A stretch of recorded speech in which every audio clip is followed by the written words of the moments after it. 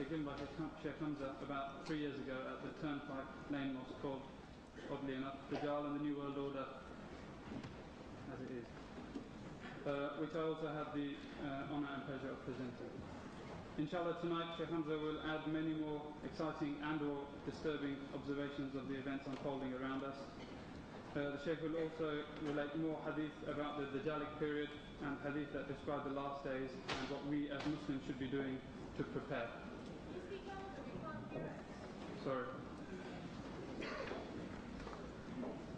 Before we start, there are a few rules we have to bear in mind. The organisers are not allowing any other audio or visual recording, so please take note. Only written questions will be answered during the questions and answers session.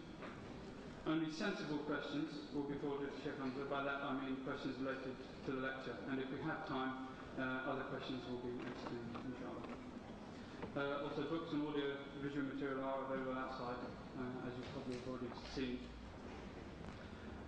And after the lecture, Sheikh Hamza will not really have much time to stay behind and chat like normally in most lectures, and we would request that nobody approach the stage at the end of the lecture.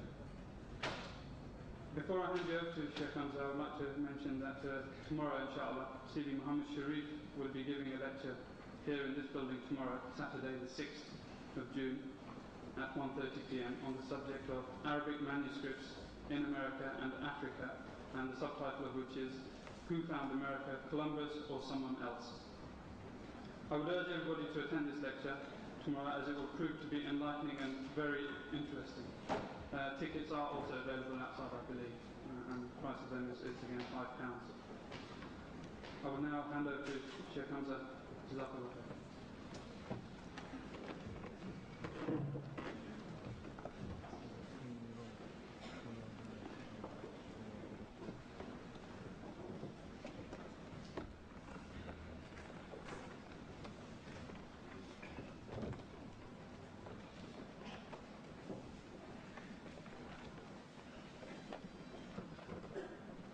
السلام عليكم.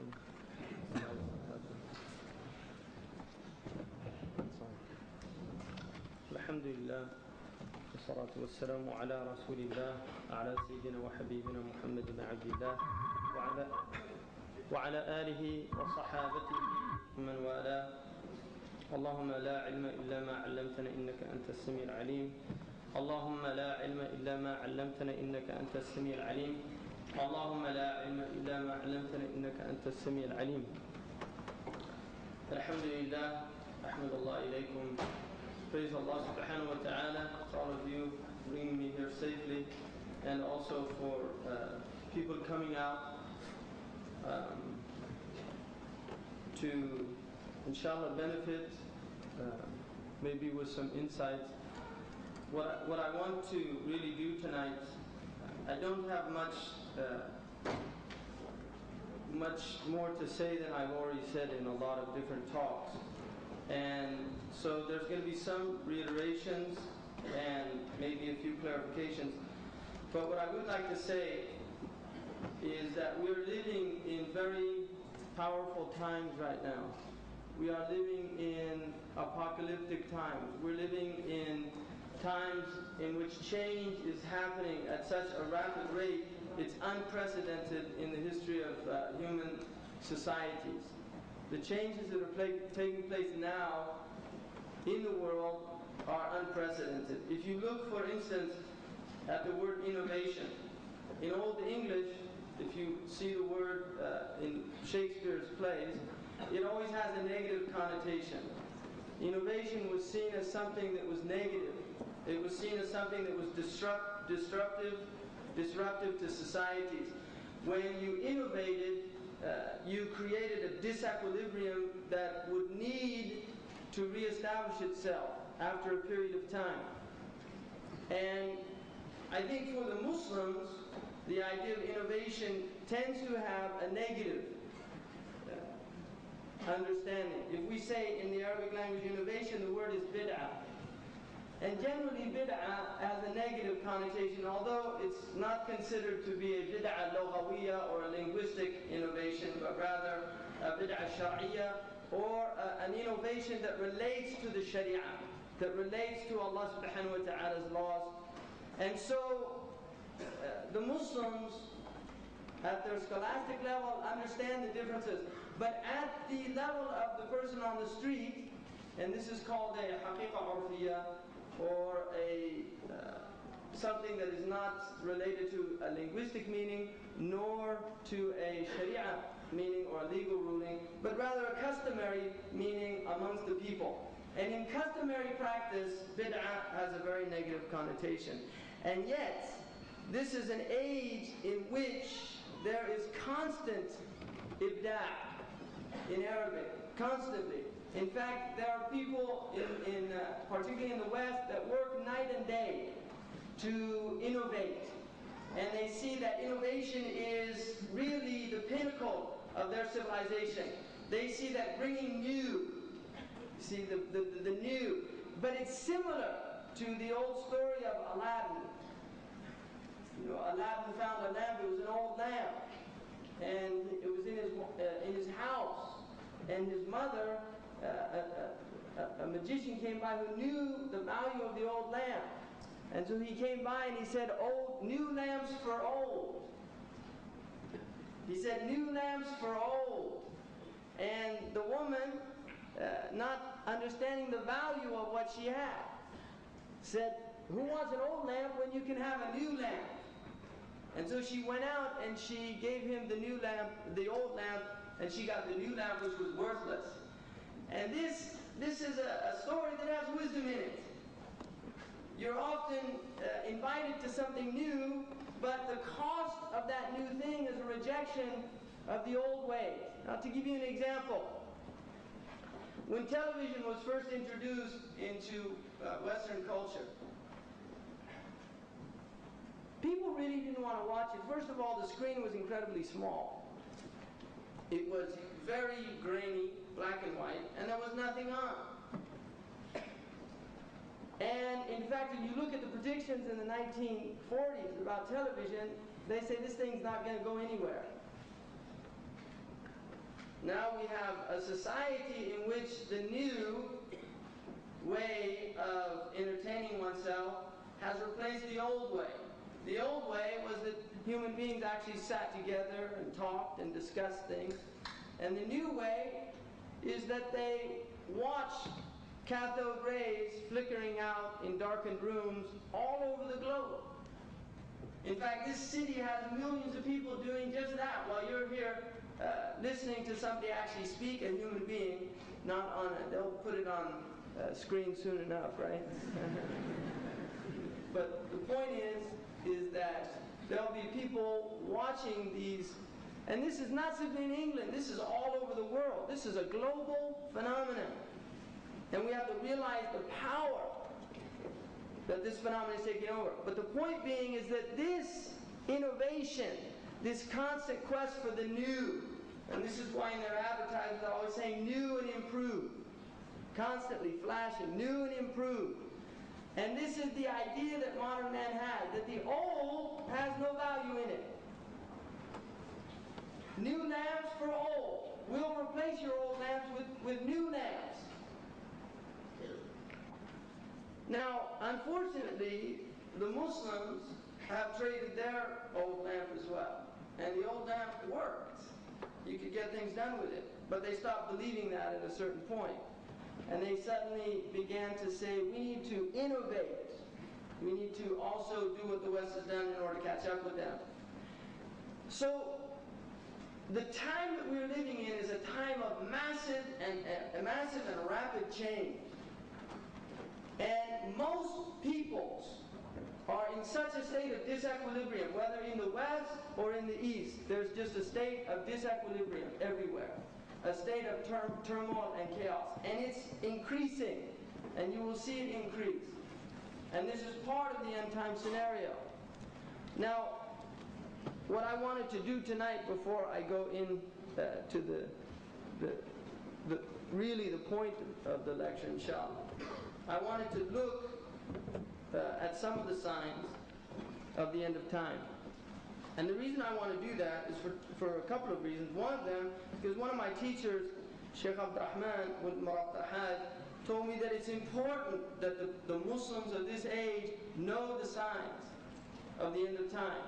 It is important that they know the signs of the end of time because a number of things happen towards the end of time, and one of them is confusion. People become confused.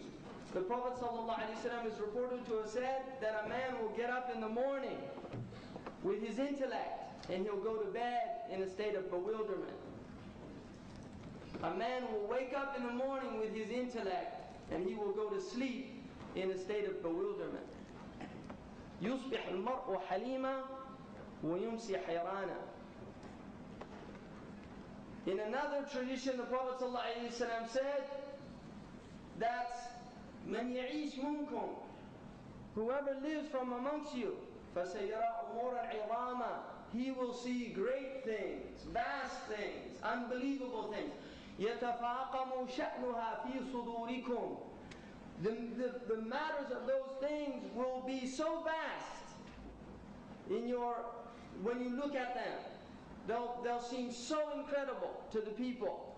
And then he said to the point, حتى يذكر بعضكم بعضا هل ذكر نبينا شيئا من هذه. Did our Prophet make mention of any of these things? Did our Prophet make mention of any of these things? Did our Prophet make mention of America? Did our Prophet make mention of the television? Did our Prophet make mention of the mass media, of public relations? Did our Prophet make mention of the fact that our cities would be bombed with impunity and the Muslims would sit by and watch it happen? And some of them would watch it happen on the news and then go back to their dinner? We're living in very, very powerful times. And so the importance of knowing the signs is that when you recognize a sign, if you're educated, you know what it means. Because a sign symbolizes something. That's the nature of signs. They symbolize. So for instance, in the Arabic language, you learn that in grammar, you have signs. You have signs of inflection, i'rab. You have signs that are ashkal or vowelings, and you have signs that are letters. And so when you see those signs in the Arabic script, you know what they mean. So if I see, for instance, ضرب زيد عمرا, and I see that Zaydun has a dhamma and Amran has a fatha, then I know that Zayd is marfu'. I mean, if you don't know grammar, this doesn't mean anything to you, and that's my point. If you don't know how to read signs, you can't read the Arabic language. If you don't know the sign, you will not be able to read the Arabic language. You won't know, did Zayd hit Amr or did Amr hit Zayd? Because in the English language, we say Zayd hit Amr. There's a linear sequence. Right? You have subject, verb, predicate. It's easy. In Arabic, you have signs. And if you can't read those signs, you can't read the sentence. It won't make any sense. Because I could say, Amran darabahu Zaydun. And I can mention Amr first. So the point being is, if you don't know how to read signs, you won't understand anything. And this is part of the age we're living in. If you don't understand the signs, you won't know what it means. And if you don't know what it means, the nature of not knowing the meaning of something is that you become confused. And the nature of confusion is that you lose your stability. And the word in Arabic for stability is thabat. And the Prophet ﷺ said in the end of time, ask for thabat. Al-thabat, al-thabat. Stability on your deen. Allah subhanahu wa ta'ala says, يُثَبِّتُ الَّذِينَ آمَنُوا بِالْقَوْلِ الثَّابِتِ فِي الْحَيَاةِ الدُّنْيَا وَفِي الْآخِرَةِ. That Allah will give stability to those who believe with the firm word, which is La ilaha illallah, in this world and in the next world, so that nothing happens will sway them from understanding the essential reality of the world, which is La ilaha illallah. That's the whole message. That's the message. Everything you see is saying La ilaha illallah, whether you can read it or not. Because the sentence has meaning whether the person hearing it understands it or not. You see, a high-energy physicist can be talking to another physicist and you're sitting there, it doesn't mean anything to you. It doesn't necessarily mean that what he's saying doesn't mean anything. It's just you don't understand it. And so you're in a maqam of ignorance. And Islam is a maqam of knowledge. So if the Muslims are ignorant, they're not in the maqam of Islam. They're not in the station of Islam. They've lost the station. So if you look at the signs, there are certain signs. One of the signs, there are basically three signs, three types of signs. One of the signs has happened and it won't happen again. It's happened and it won't happen again. The second type of sign is a sign that happened, but it will continue to increase in severity and clarity. It will continue to increase. And the final signs are those that have not manifested yet. So those are the three types of signs. An example of the first one is the coming of the Prophet ﷺ himself. The Jews, in their books, Allah subhanahu wa ta'ala says, يَعْرِفُونَهُ كَمَا يَعْرِفُونَ أَبْنَاءَهُم. They know the messenger like they know their own children. And Abdullah ibn Salam said, even more, Ya Rasulullah, because we could have some doubts about our wife, but we would never doubt you. Allah said that they know the Prophet like they know their own children. What does that mean? Your children is distinguished from other children by signs. So you can recognize him from other children. If he doesn't have those signs, you can't recognize him. If somebody did plastic surgery on him and brought him in, you'd have a hard time. You might still be able to, but you'd have a hard time because there's been signs that have been taken away. So they knew that he was coming. They had it in their books. The Christians knew that he was coming. They had it in their books. And this is, you see, it's very interesting the time we're living in. In 1948, they discovered the Nag Hammadi Library. And yet, the sad thing about it is they discovered it in a Muslim land. And yet we allowed people who were not from the Muslim tradition to take those treasures. They were treasures. They were 1st century, 2nd century manuscripts, 3rd century Christian manuscripts, some of the earliest apocryphal texts. And they took them, and some of it was released and others weren't. The same happened again, not much later. In the cave of Qumran, a Bedouin, Jordanian Bedouin, wanted to get shade in a cave, and he went up and he found some jugs. And he broke one of them, and inside there was a copper scroll. And here's a man again, no signs. He can't read. He doesn't know what it means, but he thinks, and Bedouins think like this sometimes, he thinks this could be worth something. So he took it into the town and sold it to an Armenian, a Christian Armenian, who then sold it to Christian researchers. And then he said, can you get more of these? And he said, yes. He said, show me where they are. I said, no, I'll bring them to you. And finally, when he thought he'd sold it out, he showed him where the caves were. That scripture still has not been released in its entirety to the world. In fact, the book of Isaiah, which is one of the prophetic books of the Old Testament, is hermetically sealed in the Rockefeller Museum in Tel Aviv. They won't even let researchers look at it. It's not to be opened for 150 years or something. The Catholics and the Israeli government began to actually work together, suppressing the material. And you have to ask, well, what do the Catholics and the Israelis have in common? That they want to suppress material. And this isn't conspiracy theory. This is fact. The researchers within the archaeological community were complaining about this. Let us see the manuscripts. We want to see them. Can't do that. Why not? We're still looking at them. What are they afraid of that are in there? Seriously, people have to think about this. What are they afraid of that are in there?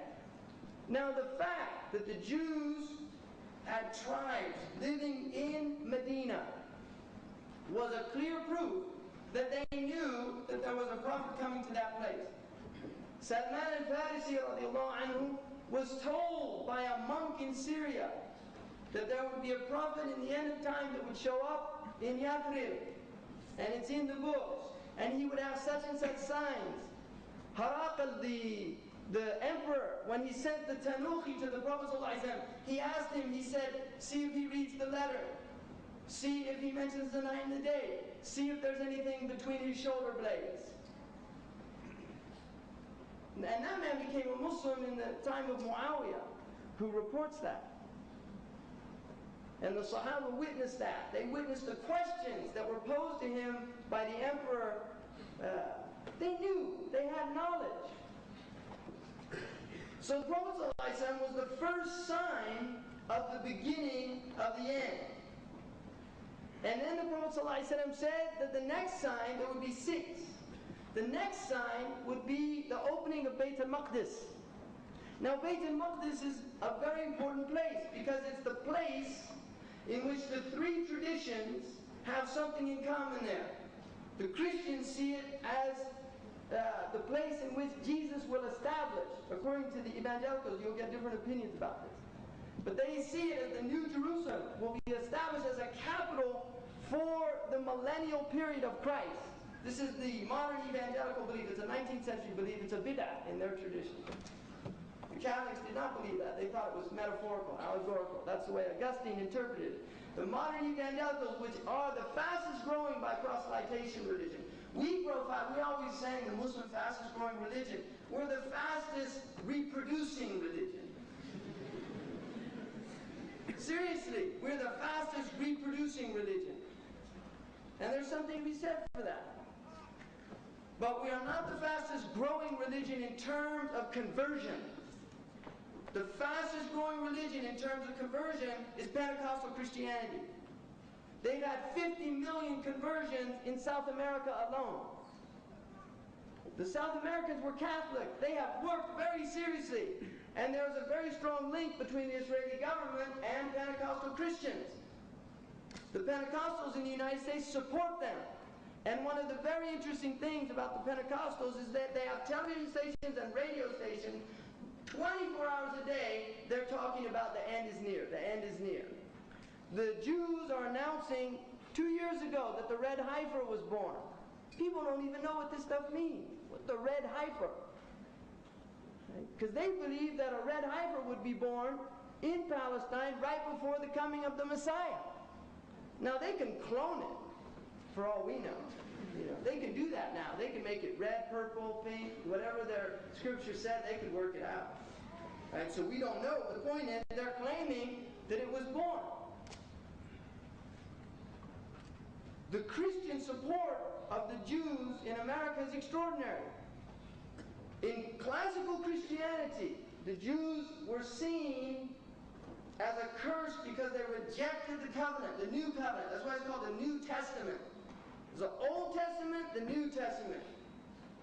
They rejected the covenant, and for that reason they lose their special status as God's chosen people. This was the traditional Catholic and Orthodox view. But with the Protestant Reformation and the rise of new interpretations of the Bible, you got the evangelicals beginning to say no. In fact, the Jews were still the chosen people. And not only that, that the Messiah would come, he would establish his state in Israel, the Jews would be redeemed by their acceptance of him the second time around, not the first time. And so this is the modern version. These people are very active, and the Muslims are asleep because they're active in the Muslim lands. They have missionaries that go as nurses, as doctors, to the heartland of the Muslims, pretending not to be missionaries. And I know this with corroborated evidence. I have no doubt about this. They have conversions in Bangladesh, in Pakistan, Turkey, Iran. Wherever you find weakness amongst the Muslims, they have conversion. And this is unprecedented because the Muslims traditionally did not convert to other religions. Now, another thing that people should be aware of is that the Americans now have put forth a law in the Senate, which is the freedom of religion. It's a global act that the Americans will sanction any country that does not allow a person to apostate from his religion to another religion. That country will be sanctioned if they do not allow churches to be built on their territory. This is right now, this is going on in America. There's a move because the Christians are very strong in America. You know, if you watch too much TV, you'll get a very distorted view of America. People forget about Middle America, the Bible Belt. If you live where I live, in California, it's a pagan land. They're pagans. They worship sun, the moon, goddesses, sprites, witches. I could go on and on. They got everything. Yogurt, I think they probably have a temple to yogurt. Avocado sandwiches. And if you go to New York, it's also, they don't believe, they're just secularists, right? Their religion is cynicism. And they promote it actively in a sitcom called Seinfeld. This was the religion of cynicism being broadcast to millions of people, learning the religion of cynicism, making fun of other people, laughing at people's misfortunes, right? I mean, this is taught proselytizing. There's many ways to proselytize. So the second type of, anyway, the six, Beit al-Maqdis, and then 2 deaths, Mawtani, 2 deaths that will take you, يَأْخُذُ فِيكُمْ كَعِقَاصِ الْغَنَمِ. There's 2 deaths, and there's different interpretations about that. Many of our scholars say that it's Umar and Uthman, the death of Umar and Uthman. Others say it were plagues that were afflicted certain places. There's no doubt that Umar, his death was predicted not only by the Prophet ﷺ when he was on Jabal Uhud, and the Jabal began to shake, and he said, "Do you shake, and on you is a prophet and 2 martyrs?" Because Uthman and Umar were on him that day, on the mountain. But the Jews also knew, because Ka'b al-Ahbar, who was a Jewish scholar before he became a Muslim, he wasn't a Sahabi, he was from the Tabi'een, and he was a advisor to Sayyidina Umar, and he told Umar, "Your description is in the Torah, and you'll be killed in such and such a way." So Umar himself was in the books of the Jews. Ibn al-Khattab, radiallahu anhu, which shouldn't surprise people. And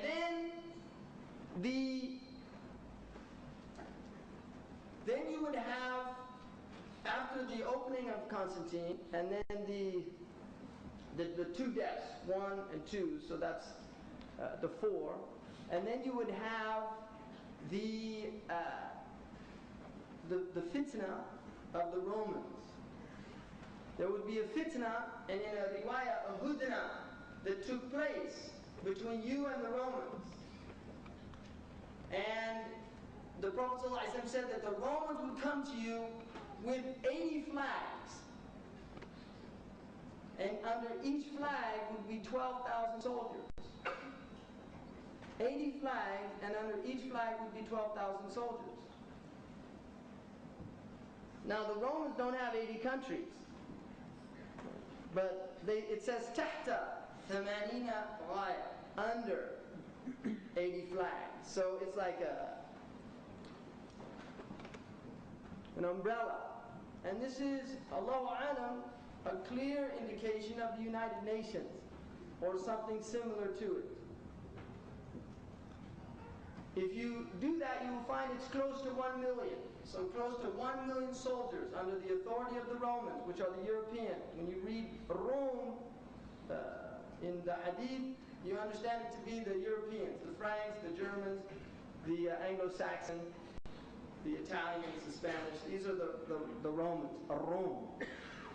Ban al-Asfar, the light-skinned people, they're also called in the Hadith.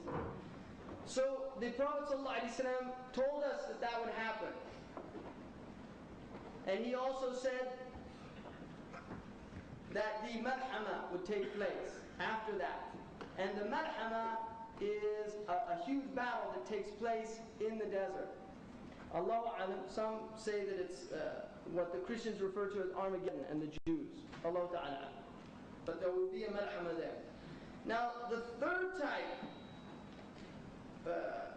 the second type is one that happens and continues to increase. And you will see that, for instance, in women's clothing.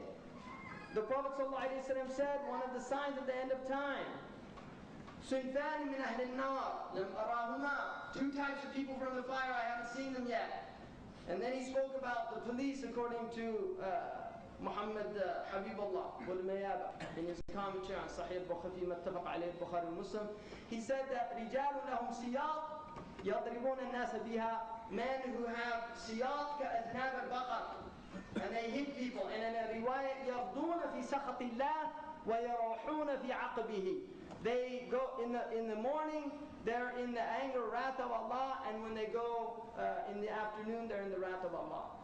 And these are people who support tyrants and beat people down, like we're seeing now in many places in the earth.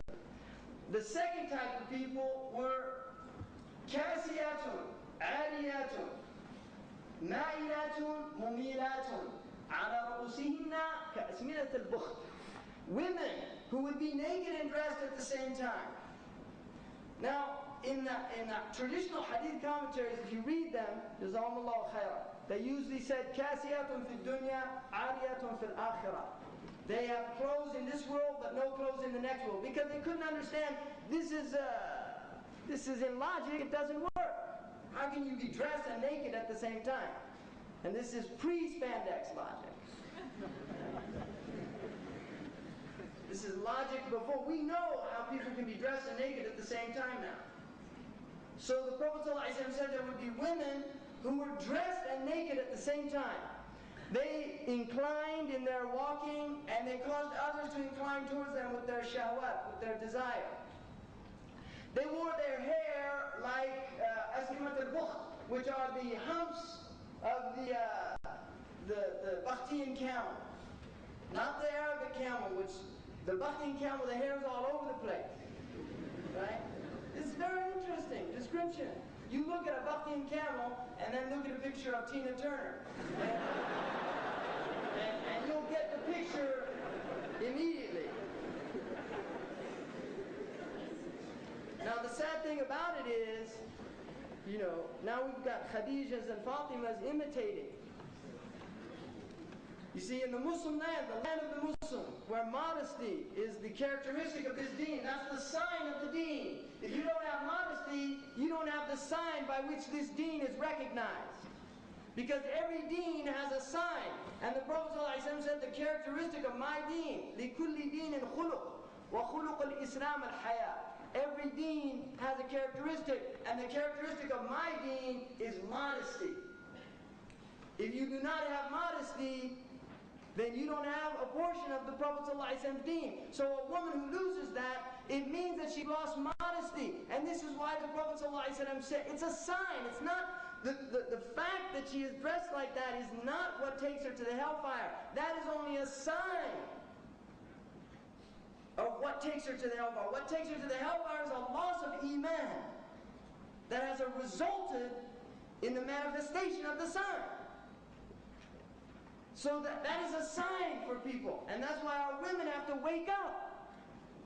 They have to wake up. Really, the women have to wake up and recognize that if they are kasiyatun ariyat, ma'ilat mumilat, then they're manifesting a sign. And the Prophet ﷺ said, La yajidanna ra'ihat al-jannah. These women won't find the scent of paradise.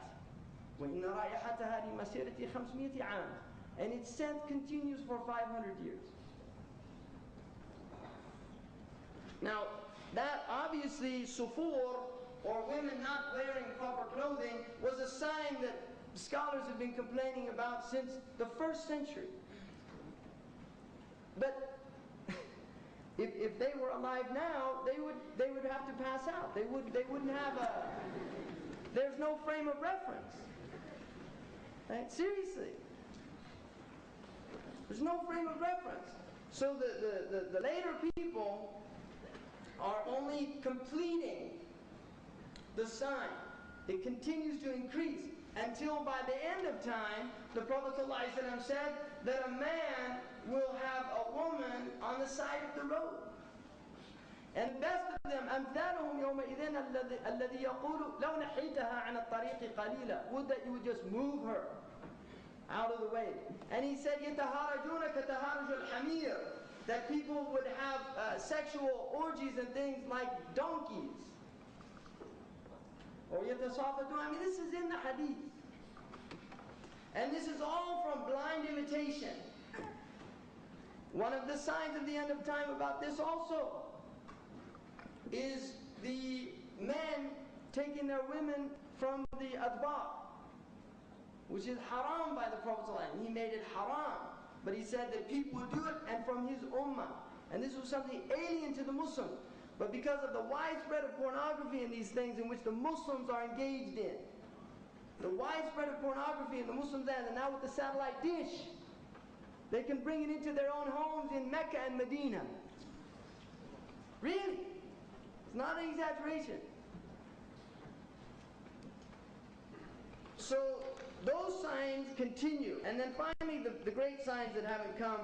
By consensus of our scholars for some time now, all of the lesser signs have come. All of them.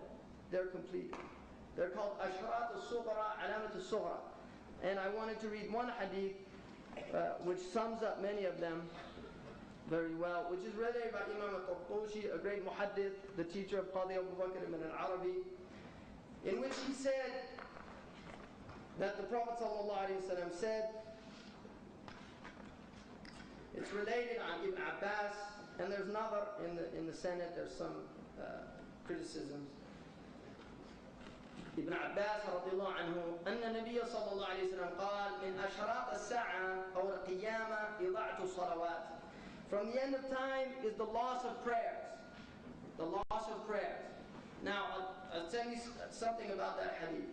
Imam Yusuf Nabahani in his Ida'a says, the loss of prayer does not simply mean that people stop praying. It means even those who praise prayers are unaccepted, because they don't know anything about the prayer. They don't know the fara'id. They don't know how to correct their sahw if they make a mistake. They can't distinguish between sunan and fada'il. They have no knowledge of their prayer. They don't do their wudu properly. They pray in the improper times, which is one of the signs of the end of time, that people lose the understanding of how the times were determined by the prayer and pray outside of time.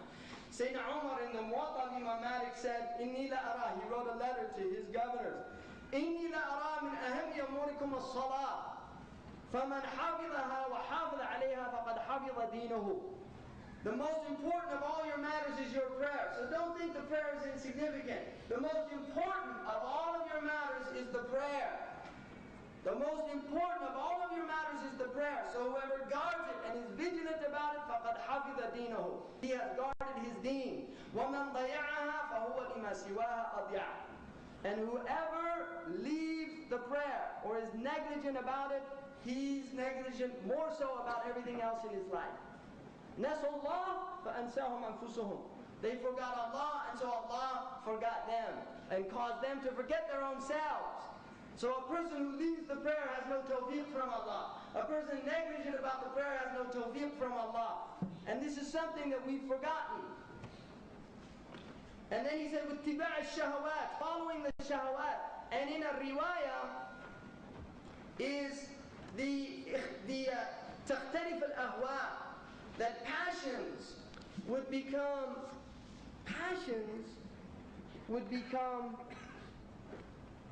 diversified. People would have diverse passions. And what that means is that towards the end of time,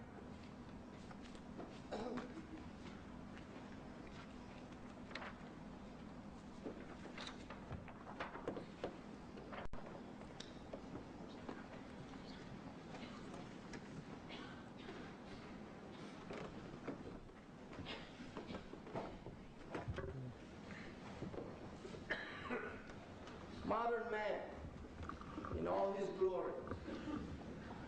This is modern man. his passions would be diversified. This is the modern consumer. And if you look, this is actually taken out of a magazine that is not meant for the consumers to see. You're not supposed to see it. It's called Ad Week. It's for people working in advertisements. They sell people. That's their commodity. They sell people. So if you look at this, country music keeps 225 of America's leading brands top of mind with consumers. This is called anchoring in their language. Today, more and more American top marketers are staying top of mind with country music. Get into the heads and hearts of your customers with country music marketing, and you'll be sold on it too. The Country Music Association makes it easy. We'll put you in touch with people and programs you need to learn more for your copy. And this is what they do. So they have Motel 6, Tom Bodine, with his country music guitar, playing well. Come on down to Motel 6. And then, there I am. I heard that maybe 10 years ago. It's anchored. And this is what they do. They anchor in your mind.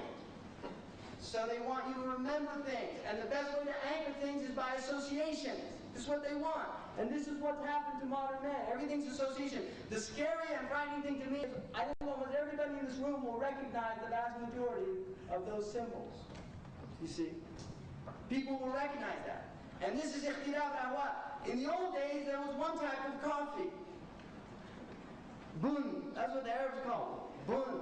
They didn't have mocha and yava and koala and Hawaiian coffee. And you go into America and I don't know, it's probably the same here now. I mean, the Americans want the whole world to drink coffee. That's a national drink. Right? Starbucks.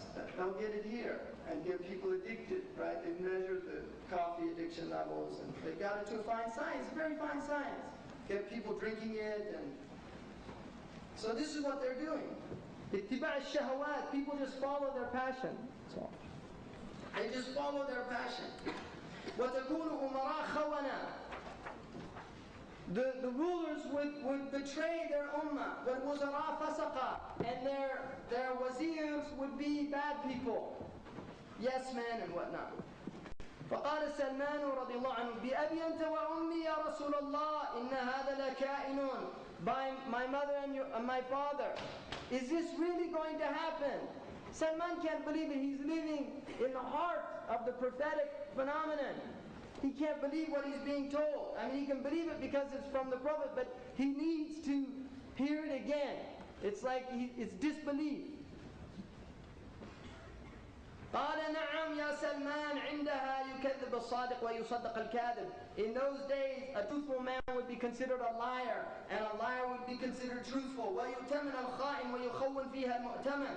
And a person given a trust would be treacherous, and a person who was trustworthy would be considered treacherous. يا سلمان عند ذلك يكون الكذب ظرفا. And this is, in those days, lying would be like an occupation, or it could also be like a witticism. It would be funny, people, comedians and liars and things like that. وَالزَّكَاةُ مَغْرَمًا. And zakat would be considered a fine. It would be considered something that was a fine. And I heard somebody the other day was asking me about zakat, and then when I told them what they owed, they said, oh my God, another bill.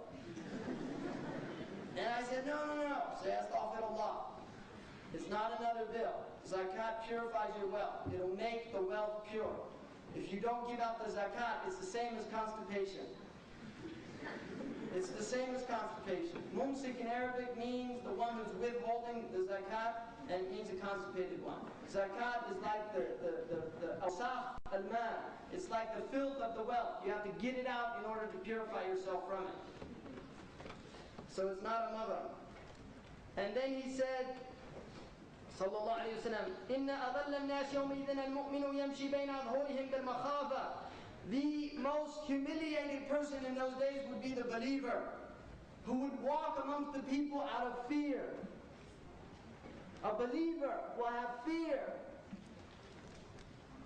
يذوب قلبه في جوفه بما يذوب كما يذوب الملح في الماء مما يرى حوله من المنكرات أو مما يرى حوله ولا يستطيع أن يغير. His heart will melt in his center, just like salt melts in water because of what he sees around him. from all of the wrongs, and he's unable to change them. And in a riwayah, Hudayfa radiallahu anhu said, يأتي على الناس زمان يخير المرء بين العجز والفجور. There's coming a time when people will be given a choice to be bad people or to be impotent, incapacitated, unable to do anything. And one of the people listening said, قَبَّحَ اللَّهُ الْعَجْزِ. May Allah make ajz ugly. And he said, قَبَّحْكَ اللَّهُ أَنْتَ. May Allah make you ugly.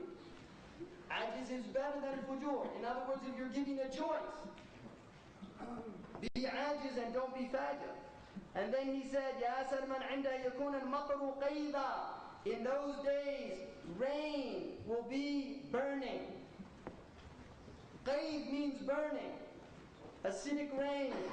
The rain will come down and it will burn the earth. Sulfuric rain. Qayda, look it up yourselves. وَالْوَلَدُ غَيْدًا. And children would be filled with rage. In America now, American children have been killing people for a long time, but only recently, nice middle-class white boys have been killing people. And then it makes headlines. But in the inner city, there's been killing going on for a long time now. In the schools, they have in many inner city schools in the United States, they have to have a gun search before they go in. Seriously, it's a gun search before they go in. Children bringing guns to school, shooting other children. This has been going on this year, unprecedented. These things are happening, people. Children are filled with rage. They're not raised by their parents anymore. They're raised by the television. A Jewish rabbi in London was interviewed on the BBC about his community, and he said, when the man asked about television, he said, we don't allow television in our community. Jewish rabbi, Orthodox Jews. And the man asked him why. Right? BBC, they promote that, television. He asked him why. He said, because it's like having an open sewer in your living room. And who wants an open sewer in your living room? But what it's polluting is the mind itself. It's polluting the mind itself. إِنَّ السَّمْعَ وَالْبَصَرَ وَالْفُؤَادَ كُلُّ أُولَٰئِكَ كَانُوا عَنْهَا مَسْئُولًا. The eye, the ear, the heart, all of those the human being is responsible for. You are responsible for guarding your heart. And the entrances into the heart are the eyes and the ears. The entrances into the heart are the eyes and the ears. If you wash that foulness, you're filling your heart with that foulness. And then it will manifest in your lives. And then he said, وَالْفَيْءُ مَغْرَمًا وَالْمَالُ دُوَلًا. That faith would be considered also a fine, which is related to jihad. And وَالْمَالُ دُوَلًا. And wealth would be only amongst the elite, the rich people. And this is happening. Wealth is increasingly going into a smaller and smaller number of people all over the world. يَا سَلْمَانَ عِنْدَ ذَلِكَ يَكْتَفِي الرِّجَالُ بِالرِّجَالِ وَالنِّسَاءُ بِالنِّسَاءِ. In those days, a man will be content with another man as a mate. وَالنِّسَاءُ بِالنِّسَاءِ. And women with women. And in one riwayah, there will be heavenly bodies come out of the sky and pound the heads of a people who legitimize sodomy. كواكب تنزل من السماء تضرب على رؤوس قوم يستحلون اللواطة, of people that legitimize sodomy. And this is an age in which sodomy is being legitimized, condemned by all civilizations. This is an age when it's being, and somebody said to me it's something that monkeys, because I said it's an unnatural thing. He said, no, it's in nature, it's monkeys. They don't know about maskh, and the opinion of Qadi Abu Bakr ibn al-Arabi is that the monkeys continue to mate. There's a hadith that indicates that they stopped, that the maskh la yatanasab, that people that were transmogrified into apes did not have offspring. But Qadi Abu Bakr in his tafsir said the indication, he knew the hadith and actually said there's a stronger indication that they do. And he mentioned several stories indicating that. Allah Ta'ala. And then he said, also in another riwayah, not this one, it says, نِكَاحُ الْمَرْءِ بِالْمَرْءِ وَإِمْرَأَ بِالْإِمْرَأَ. Men and women would get married. They would marry, nikah, which has become legitimized in several states in America. A man and a woman can now be married in a church. Two men and two women. And then he said, تَرْكَبُ ذُوَاتِ الْفُرُوجِ السُّرُوجِ. You would see women riding on saddles. Now this seemed very strange, but I'll tell you something about this hadith. I was reading a book written by a non-Muslim author about the feminist movement, and they said that one of the most important social acts in England for the feminists was to begin to ride bicycles. It was an act of social protest because it was seen as something unbecoming of a woman to ride a bicycle in public. And it was something that women, they started wearing these bloomers and they went out on these bicycles. And this was, the book, one of the things they were indicating was this actually had a massive impact on the beginning of throwing off of traditional morality concerning women. Now there's another hadith also that says toward the end of time, not in this one, that men would ride with their women sitting next to them on mayathir, which are like bucket seats. They were high saddles that were used by rich people, but they'd look, if you saw them now, it's like a bucket seat. But the point of the hadith is that he would have his wife next to him, and it said, they would come up, يَقِفُونَ عِنْدَ أَبْوَابِ الْمَسَاجِدِ. They would come right up to the doors of the masjid. And he would go in and pray, and the woman would have nothing on her head. And he said those people were cursed. And the sayyara, the car, is the Quran. Allah subhanahu wa ta'ala says that he والخيل والبغال والحمير لتركبونها وزينة. Allah created horses and mules and donkeys that you could ride them, and also as an ornament. And then Allah said, وَيَخْلُقُ مَا لَا تَعْلَمُونَ. And He creates things that you don't know yet. Other modes of transportation.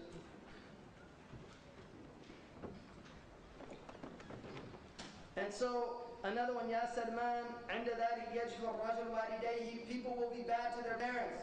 وَيَبَرُّ صَدِيقُهُ وَيَحْتَقِرُ السُّنَّةِ. He will be righteous towards his friend and cruel towards his parents, and he will belittle the sunnah. He'll belittle the sunnah.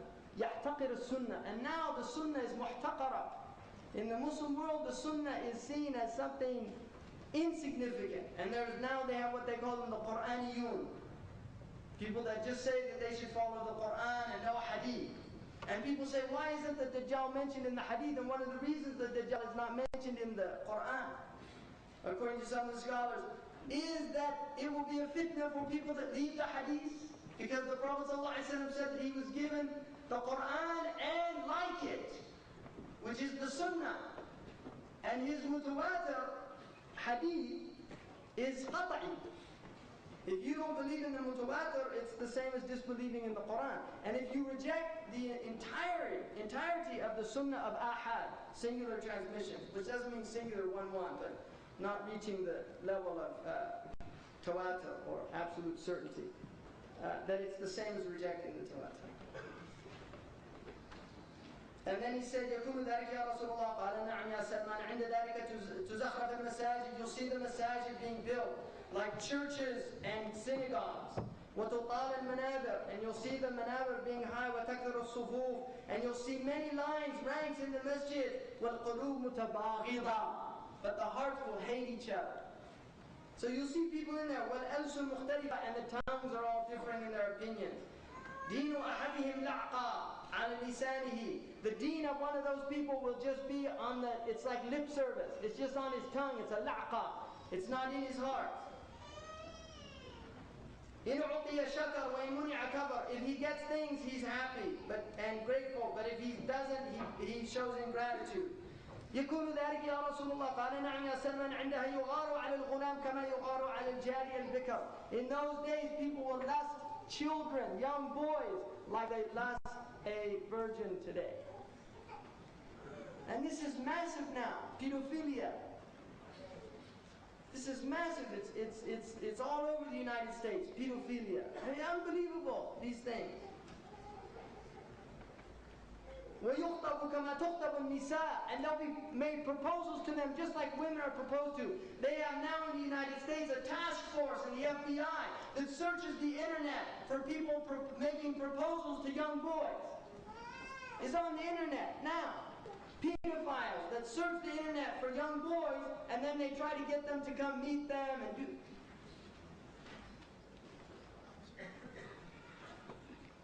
وعند ذلك تحل ذكور أمتي بالذهب والفضة. You'll see the males of my ummah wearing jewelry of gold and silver. Not rings, but necklaces and bracelets.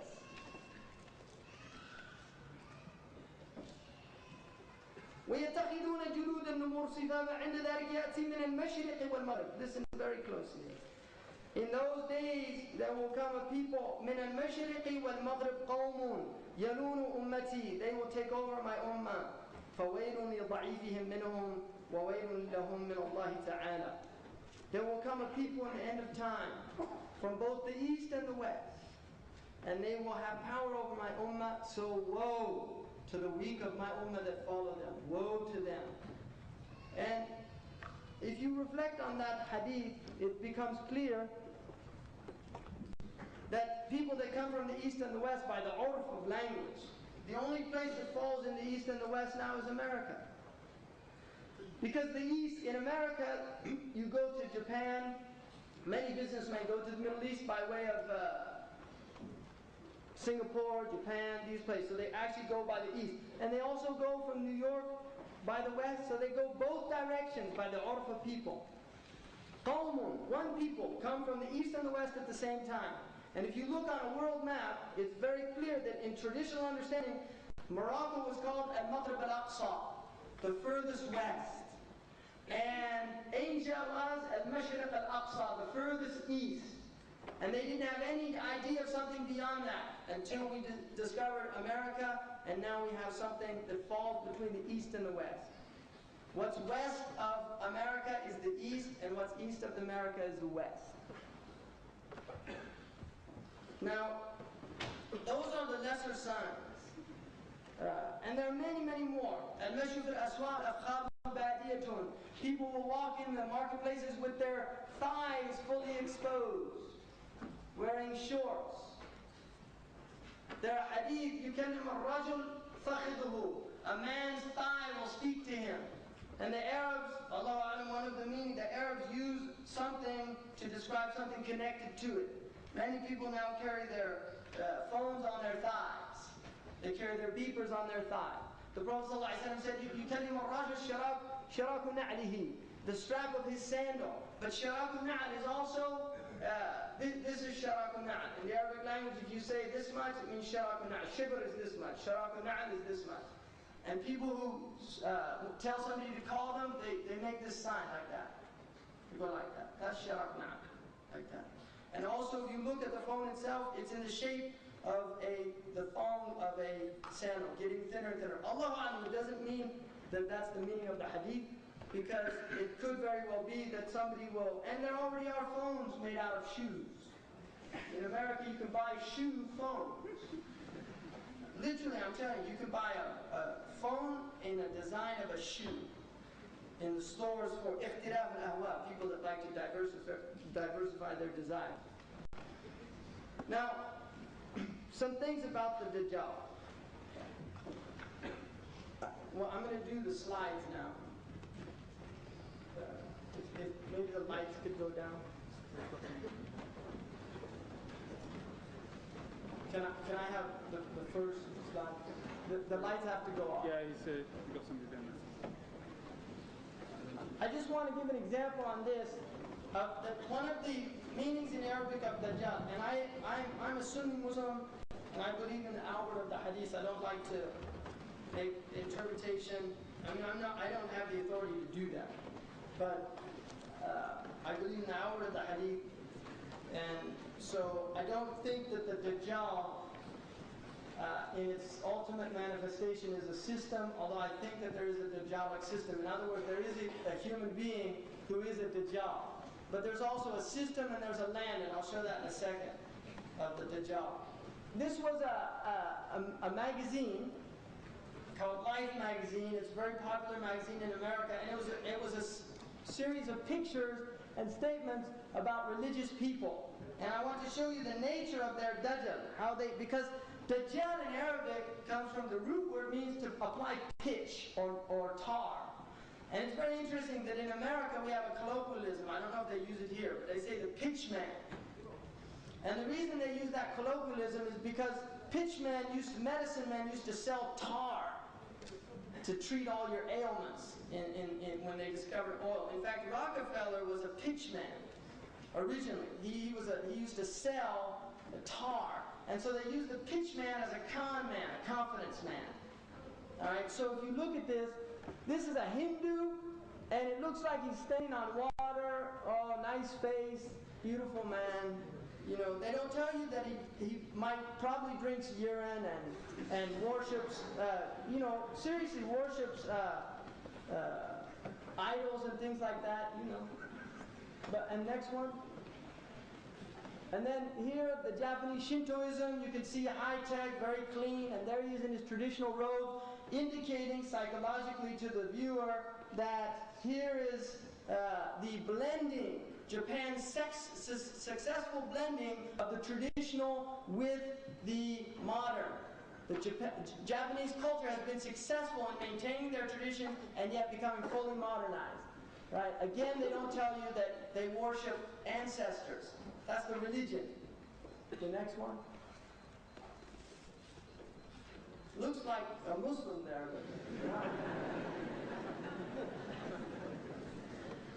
the Pope, the Pope is shown here, very devotional person. Next one. And here you have Anglicanism, which is here, right, in England, and this is the Church of England, 56-year-old. He's the Archbishop of Canterbury, very nice, beautiful robes. He's on the straight and narrow, obviously going to paradise, no doubt.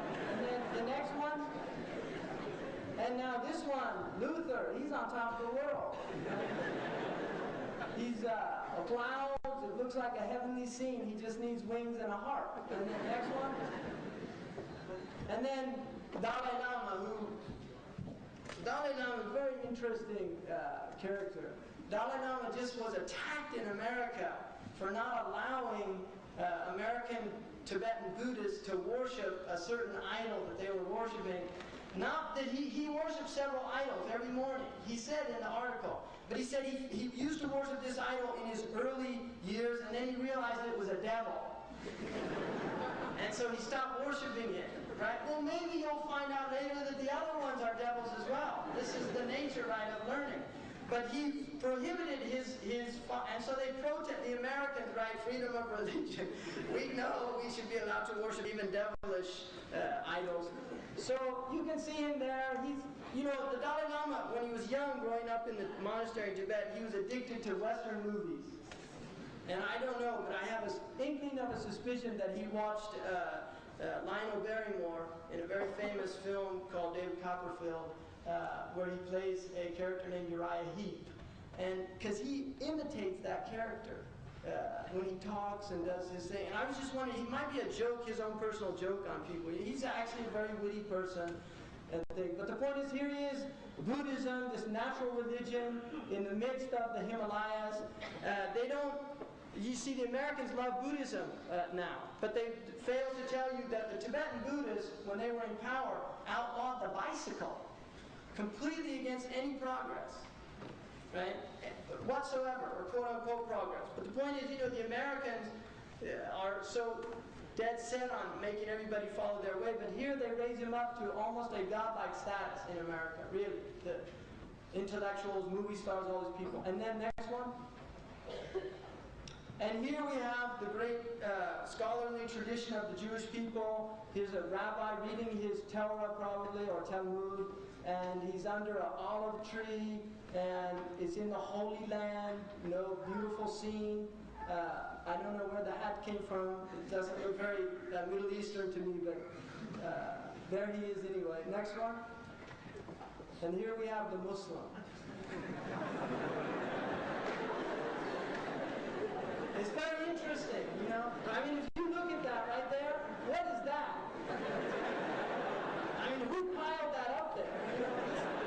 It's not even it's not even a wall or the beginning of a wall.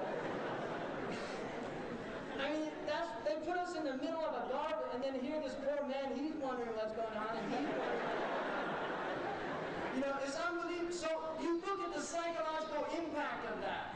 You see somebody reading those and seeing all those religions, the men of God. And then here, our man in the rubble heap, right? I mean, they could have had him in Al-Azhar, in the oldest university in the world. They could have put that on there. There are a lot of things they could have done, right? They took him out to a garbage dump and said, we want to get a picture of you here, in the midst of rubble. And he's probably, I don't know, he probably wasn't aware, because they're not aware of the sophistication of their propaganda techniques. He just said, let's get several pictures, took them to different places, but that's the one they picked. And that's my point. This is what they do. Right? Next one. Now that's the man they don't show. Right? That's my teacher, the Hajj. Next one. Now, Master Mason. This is the founding father of America. You can see the one eye on his robe there. Over there is the G. And this is in the National Archives. He was a Master Mason, 33rd degree. You can see the G there, which some people misleadingly think stands for God. It doesn't. It stands for geometry. And what they believed, the rationalists, was that if we measure everything, we will gain mastery over nature, because God's mastery is determined by the fact that He knows the measurement of everything. That's why they call God the great architect. So they say if we can measure it, and this is why modern Western man set out, and you can read the book, The Measure of Reality, a recent book, which is about this topic of the measuring in the West. Next one. And then this is the Great Seal of the United States. It has two sides. This is one side. You can see, first of all, the Star of David up there, which is composed of 13 stars, but it makes up a Star of David. And then you can see the eagle shielded, always protected, right? Those are the vital points. See, because everything else is feathers. But the vital points protected, so this idea of America protecting their vital interests, protecting their vital points. And then you can see here is the symbol of peace, which is the olive branch, symbolizing peace in the hand or the talon of this bird. And the bird is looking towards the direction of the peace, which means that anyone that looks with us will give them peace. But if you look against us, then we give you war. And this is why they have to. I'm not making this up. This is why they said all this stuff. Go ahead, next one. And then, most intriguing thing, the Prophet ﷺ said that every prophet has warned their people against the Dajjal. But I will tell you something about the Dajjal that nobody has told everyone. He has one eye. And this is very interesting, because one of the words for Dajjal means eye and eyebrow over it. In Arabic, Dajjal means one eye with an eyebrow. And this, if you look at the pyramid here, the pyramid is three-dimensional. It's represented as three-dimensional. But the eye is represented as two-dimensional, which is the nature of monoptic vision. If you only can see out of one eye, you don't have depth perception. Right? An ophthalmologist will tell you that. If you don't have two eyes, you lose depth perception. And so this is what, the one eye has no depth perception. But this, they believe, is the eye of God. That's what they call it, the eye of God. The all-seeing eye of God. They made God one eye. Right? And you can see the eye is suspended above the pyramid, because the Dajjal cannot come until the pyramid, the social structure is complete. The system is put in place for his coming. And the system is secularism. You have to eliminate religion from the realm of governance, from the realm of social behavior. And on the bottom you have, in Roman numerals, you have 1776. Now the Americans use the age of reason is 21, which is the sum of 1776. And they actually believe that 1776 is a symbolic, because they really believe, over here it says he's pleased with our program, with what we're doing. He's pleased with us. They believe that the age of reason had arrived, that the human beings in the founding of America as a secular state, eliminating religion from politics, was a sign that man was coming to the age of reason. So they actually believe in their, this is all in their books, if you read where this stuff comes from. And then Novus Ordo Seclorum, bad Latin, but it basically means a new worldly order. Secularum in Latin means the world, order of the world, a new world order. It also means a secular order. Secular means world, secular. Next one. Now, this is a very interesting, because when I first saw this, I immediately said, Sadaqa Rasulullah, because the Prophet ﷺ said, يُوشِكُ أَن تَدَعَ عَلَيْكَ مِنَ الْأُمَمِ كَمَا تَدَعَ الْأَكَلَةُ إِلَى قَصَعَتِهَا. It's coming a time when the nations will eat you like they come to a plate of food. It's a hadith, sahih. يُوشِكُ أَن تَدَعَ عَلَيْكَ مِنَ الْأُمَمِ كَمَا تَدَعَ الْأَكَلَةُ إِلَى قَصَعَتِهَا. أَمِنْ قِلَّةٍ يَوْمَئِذٍ يَا رَسُولَ اللَّهِ بَلْ أَنْتُمْ كَثِيرٌ. No, you're many. Is it from that we're few in number? No, you're many. Here's the third world, which is the majority of the population of the world. Much of it is Muslim, what they call the third world. And here's a non-Muslim woman, Maria Gallardin, who's seeing it in that image. And our Prophet ﷺ said this 1,400 years ago.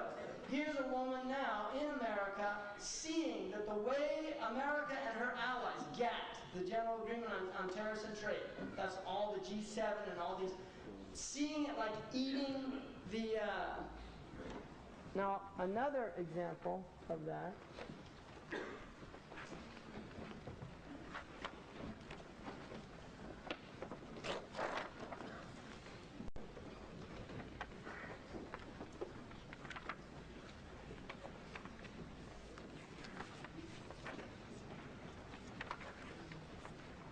Can you just turn that off for a second?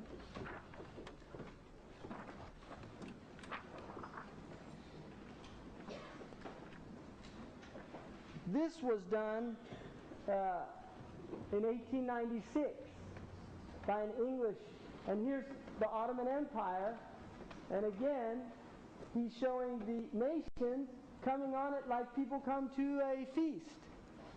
Again, clear, they're seeing what our Prophet ﷺ foretold 1,400 years ago.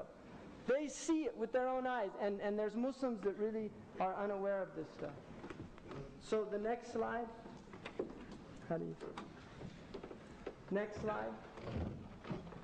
Oh, there you go. Christmas cheer from Saudi Arabia.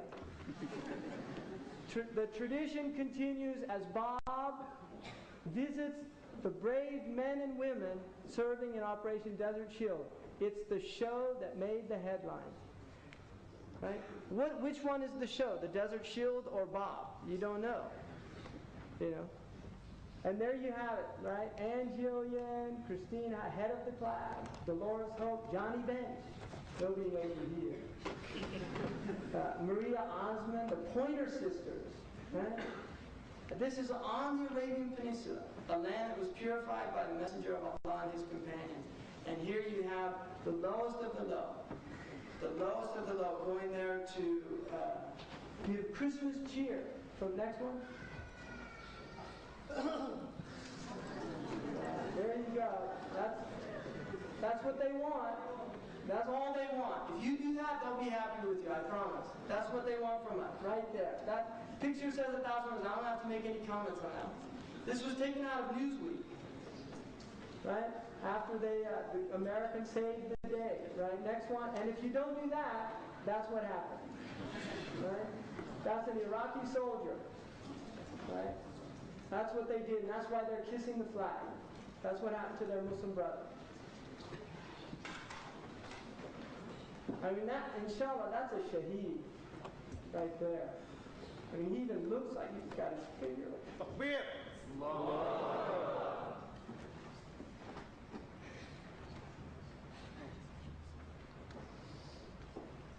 he looks like he's saying shahada.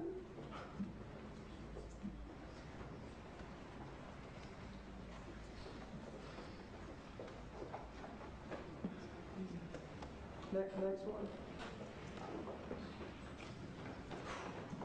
There it is, the World Wide Web. Allah subhanahu wa ta'ala tells us that مثل الذين اتخذوا أولياء من دون الله كمثل العنكبوت اتخذ بيتا. Those who take protecting friends other than Allah, they take a system other than Allah's system, are like those who make a spider's web. And surely the weakest of houses is the house of the spider. Here's an advertisement for the net. The cheapest way to attract new customers. The customers are flies. And what are flies attracted to? Crap, because that's what they're selling. Right? That's what it is. And the word in Arabic, Dajjal, or Dajjala, is a group of people spreading feces all over the world. You can look it up in the dictionary. Lisan al-Arab. Look it up. I'm not making this up. Spreading feces all over the world. Dung. And another one, Dajjal, is a group of people selling goods. Right? And so here they are. That's their spider's web, which I'm going to talk about. Well, I mean, it's very interesting. Let's look at the spider's web. In Tech Week, because I live right near the Silicon Valley there, Tech Week, May 4th, 1998. Doomsday fears about Y2K. Some experts say we're in denial about how dangerous the millennial bug really is. This is not a crazy magazine. This is a software engineer's magazine in the Silicon Valley. New York, Chicago, Atlanta, and a dozen other cities are going to resemble Beirut in January 2000. That's why I moved out of New York City to rural New Mexico a couple of months ago. The government of the U.S. as we currently know it will fall on 1/1/2000 period. That's computer programming guru Ed Jordan talking, and he's one of the more conservative Y2K experts. There's a growing alarm in the computer programming circles about what is seen as the abysmal failure out of hubris or greed, or both, of American business and government to take the Y2K crisis seriously enough. Small but significant numbers of concerned citizens, Tech Week has learned, are beginning to act on those ominous predictions and are heading for shelter and self-defense. Stockpiling supplies, hunkering down, and preparing what they see is an apocalypse fostered by our total reliance on Tiklan. If you translate that in Arabic, a Tiklan or a tawakkul al-mutlaq ala technologia, right? Absolute dependence on technology, a flawed system. None of the mission-critical sectors in the United States are even close to being Y2K compliant, say the experts. Not 9,000 electric utility plants, not the 11,000 banks, not the telecommunications companies, and certainly not U.S. governments, which is way behind in its Y2K fixes. The April 28th FCC chairman, William Kenner, told the Senate's Committee on Commerce, Science, and Transportation he was concerned that the year 2000 problem had the potential of disrupting communication services worldwide. Every sector of communications industry, broadcast, cable, radio, satellite, wireline, and wireless telephone could be affected. Right? And then here, the IRS, speaking also before the Senate, IRS commissioner in the Wall Street Journal on April 22nd said, 21 months from now, there could be 90 million taxpayers who won't get their refunds. If we don't fix the century date problem, we will have a situation scarier than the average disaster movie you might see on Sunday night. Okay?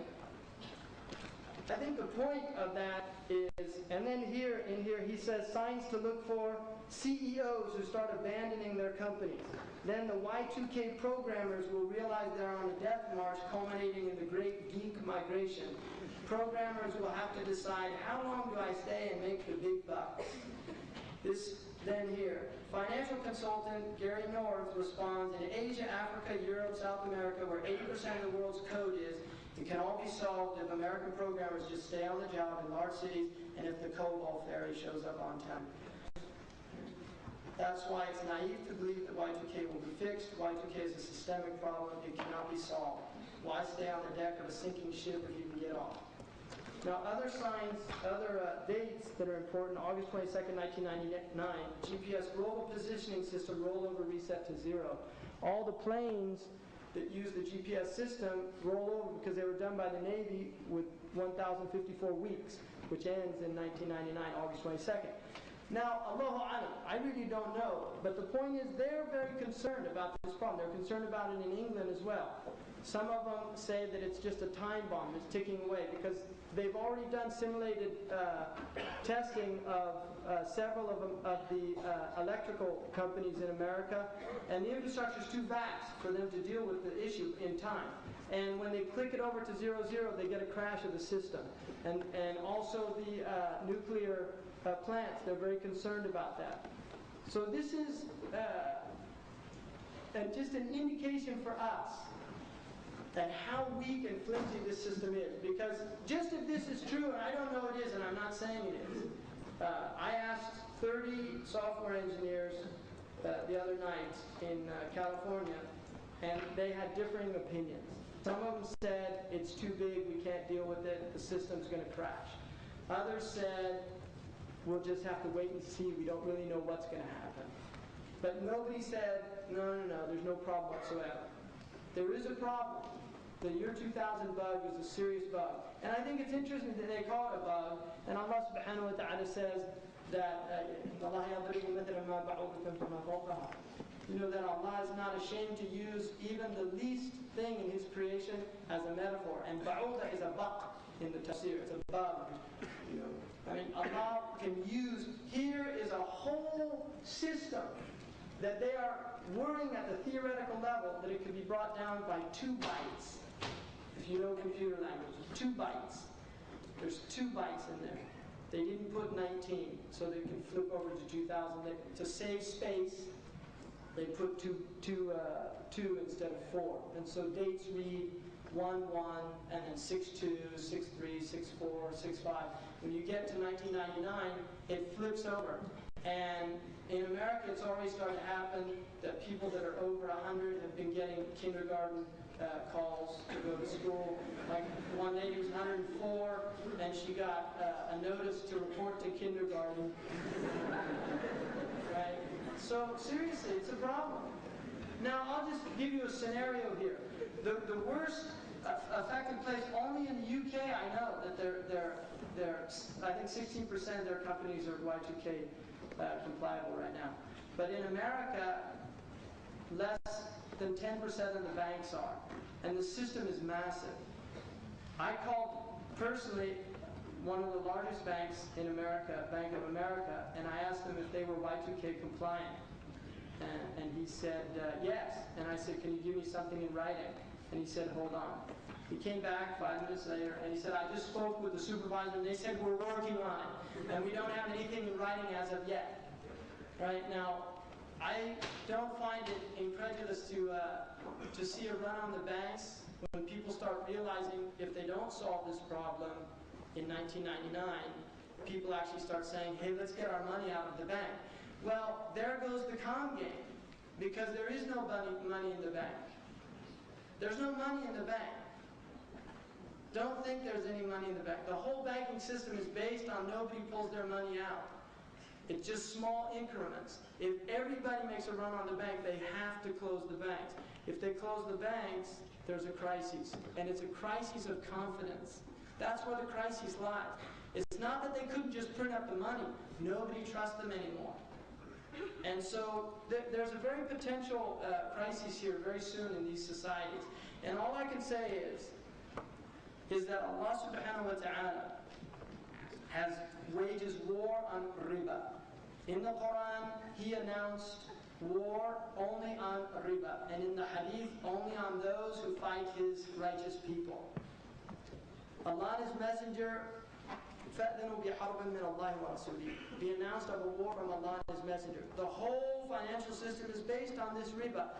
Sheikh Muhammad Ali Sabuni just recently wrote a book on the danger of the global system of usury and the danger of having a war from Allah and His Messenger on humanity.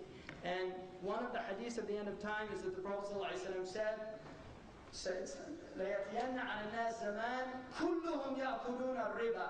There's coming a time for people, all of them will be devouring usury, and those who don't devour it will be covered in its dust. Yusabu bi ghubari, covered in its dust. So they've created a worldwide web. It's a Bayt al-Ankabut. That's what they call it. In Arabic, worldwide web is al-Bayt al-Ankabut al-Alami. And Allah says it's the flimsiest of houses. Another thing that is very possible scenario is any close meteor to the earth that creates a strong magnetic field can completely destroy all of their computer systems. In other words, you have to realize that their power is very, very flimsy. It's just like that web. That's their problem. All of their guided missiles, all of their tanks, it's all computerized technology now. All of it. If the Muslims, as a people, if they were attacked like man to man, you see, they can defend themselves. It's only when you bomb them with neutron bombs and fire bombs from the sky, which is interesting because in the Christian text, it says one of the signs that the Antichrist has is that he can throw fire down from the sky on anyone who goes against him. So next one. This is just good advertisement. This is what they want. Control everything, everywhere. Right? That's it, right there. And do it through all these, this World Wide Web system. Next one. World Wide Web. They see it themselves. Next one. There's a hadith in the end of time. كلهم ذئاب والذي ليس بذئب تأكله الذئاب. There's coming a time when all of them are wolves, and the one who's not a wolf is eaten by the wolves. And it's just interesting that this is an advertisement in which they're literally encouraging you to behave like a wolf, to make a killing in sales. And these are their metaphors. There's no shame. That this is how you do trading. And if you study the trading of the Europeans and the Americans, they have always traded by imposing. You see, Commander Perry of the Americans opened up Japan and forced them to buy American goods. The Opium Wars from this country, they went with gunboats and forced the Chinese to buy their opium that they were producing. Forced them by gunboat. Gunboat diplomacy, this is how they do things. Next one. Again, the signs, I'm not saying television is a Dajjal. I don't think it's the Dajjal, but it is a Dajjal. And it's a very brilliant one because, next one.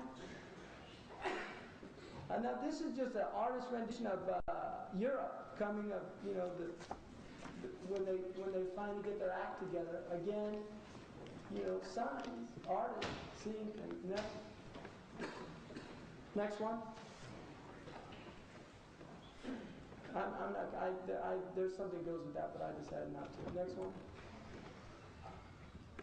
This is an interesting picture of great rhetorician Zaghloul Basha. He was the head of the Wafd party in Egypt. The point of this is that here you have, in the last century, the Muslims already beardless, you see, beardless, all with their ties, and now they still have the tarbush. They took off the turban, but the tarbush was still there.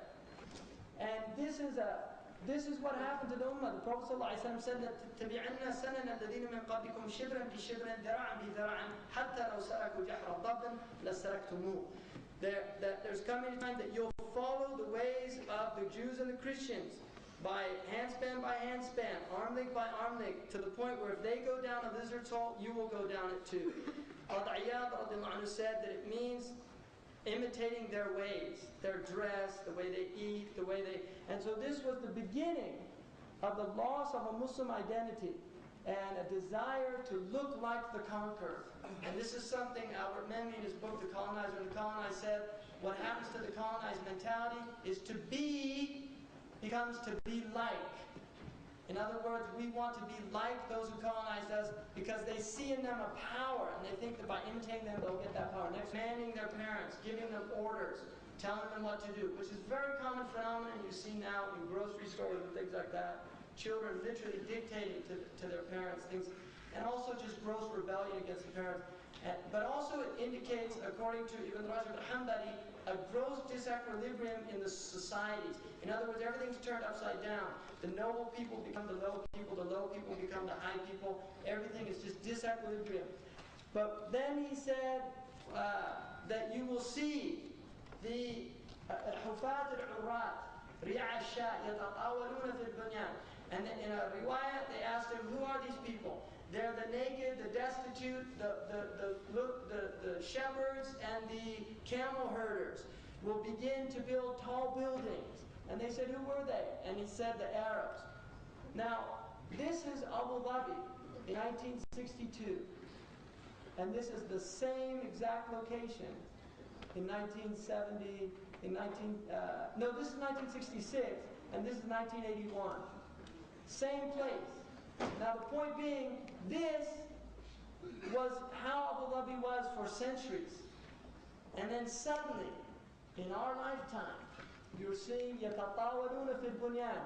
And I personally was in a car in the Emirates, and there was a building, there were stories being added onto it, an old building. And I said, what was happening there? And he said, so-and-so built a building, and then another sheikh came and built one taller than his, and he got mad, so he's adding layers onto it to make it taller than the other one.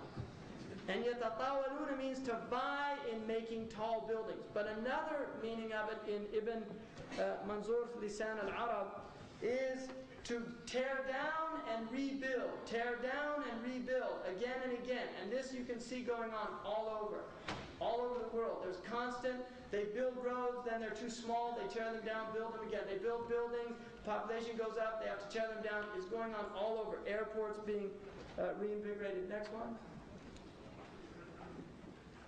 Now, this is, I think, a very interesting picture. It's a satellite photograph of Europe. You can see Italy there. Here we are, England. And this is looking from the sky down at the earth. Now, what struck me about this picture was that the sky, the earth has become like the sky, which is one of the signs of the end of time, is that Allah subhanahu wa ta'ala said that the earth would become, would have zina, right?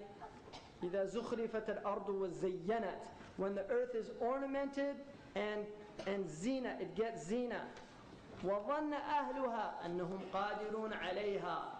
And its people think that they have power over the earth, the dominion over the earth. And then Allah subhanahu wa ta'ala says that He will then, His affair will come. And when it comes, there's no holding it back. It comes by night or by day, laylan aw nahara. Al-Umari radiyallahu anhu said, laylan aw naharan, depending on where you are on the earth. At some places it would be night, some places it would be day. And so this is, I think that's a really interesting. The other sign is that it says in the Quran, إِذَا النُّجُومُ طُمِسَتْ, when the stars are put out of the sky. Al-Umari rahimahullah said that also was something that happened in the world before. Now, because of the massive electrical lights all over Europe, the stars are no longer seen at night. They've been put out by these lights themselves. So the night sky is no longer visible. In fact, astronomers have complained about. Next one. That's it. So, now, what time is it? But we've been going a long time here. we've got another problem. We've got questions. Yeah, I want to go through. I didn't really get to some. It's a long discussion, but what I wanted to do was look at what we should be doing as Muslims given this scenario.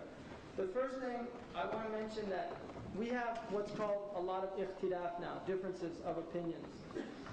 And I've looked at the different ikhtilafat, and I think they can be summed down to some basic differences.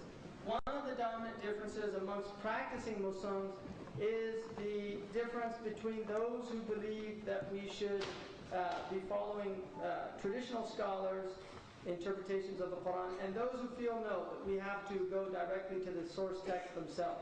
This is a source of ikhtilaf. And you have it, people who follow madhab, for instance, and people who are opposed to following madhab. And this has created an ikhtilaf. What I would say about that, one, I think part of the trouble is that because there's such a dearth of scholars now in the ummah generally, there's a lot of confusion.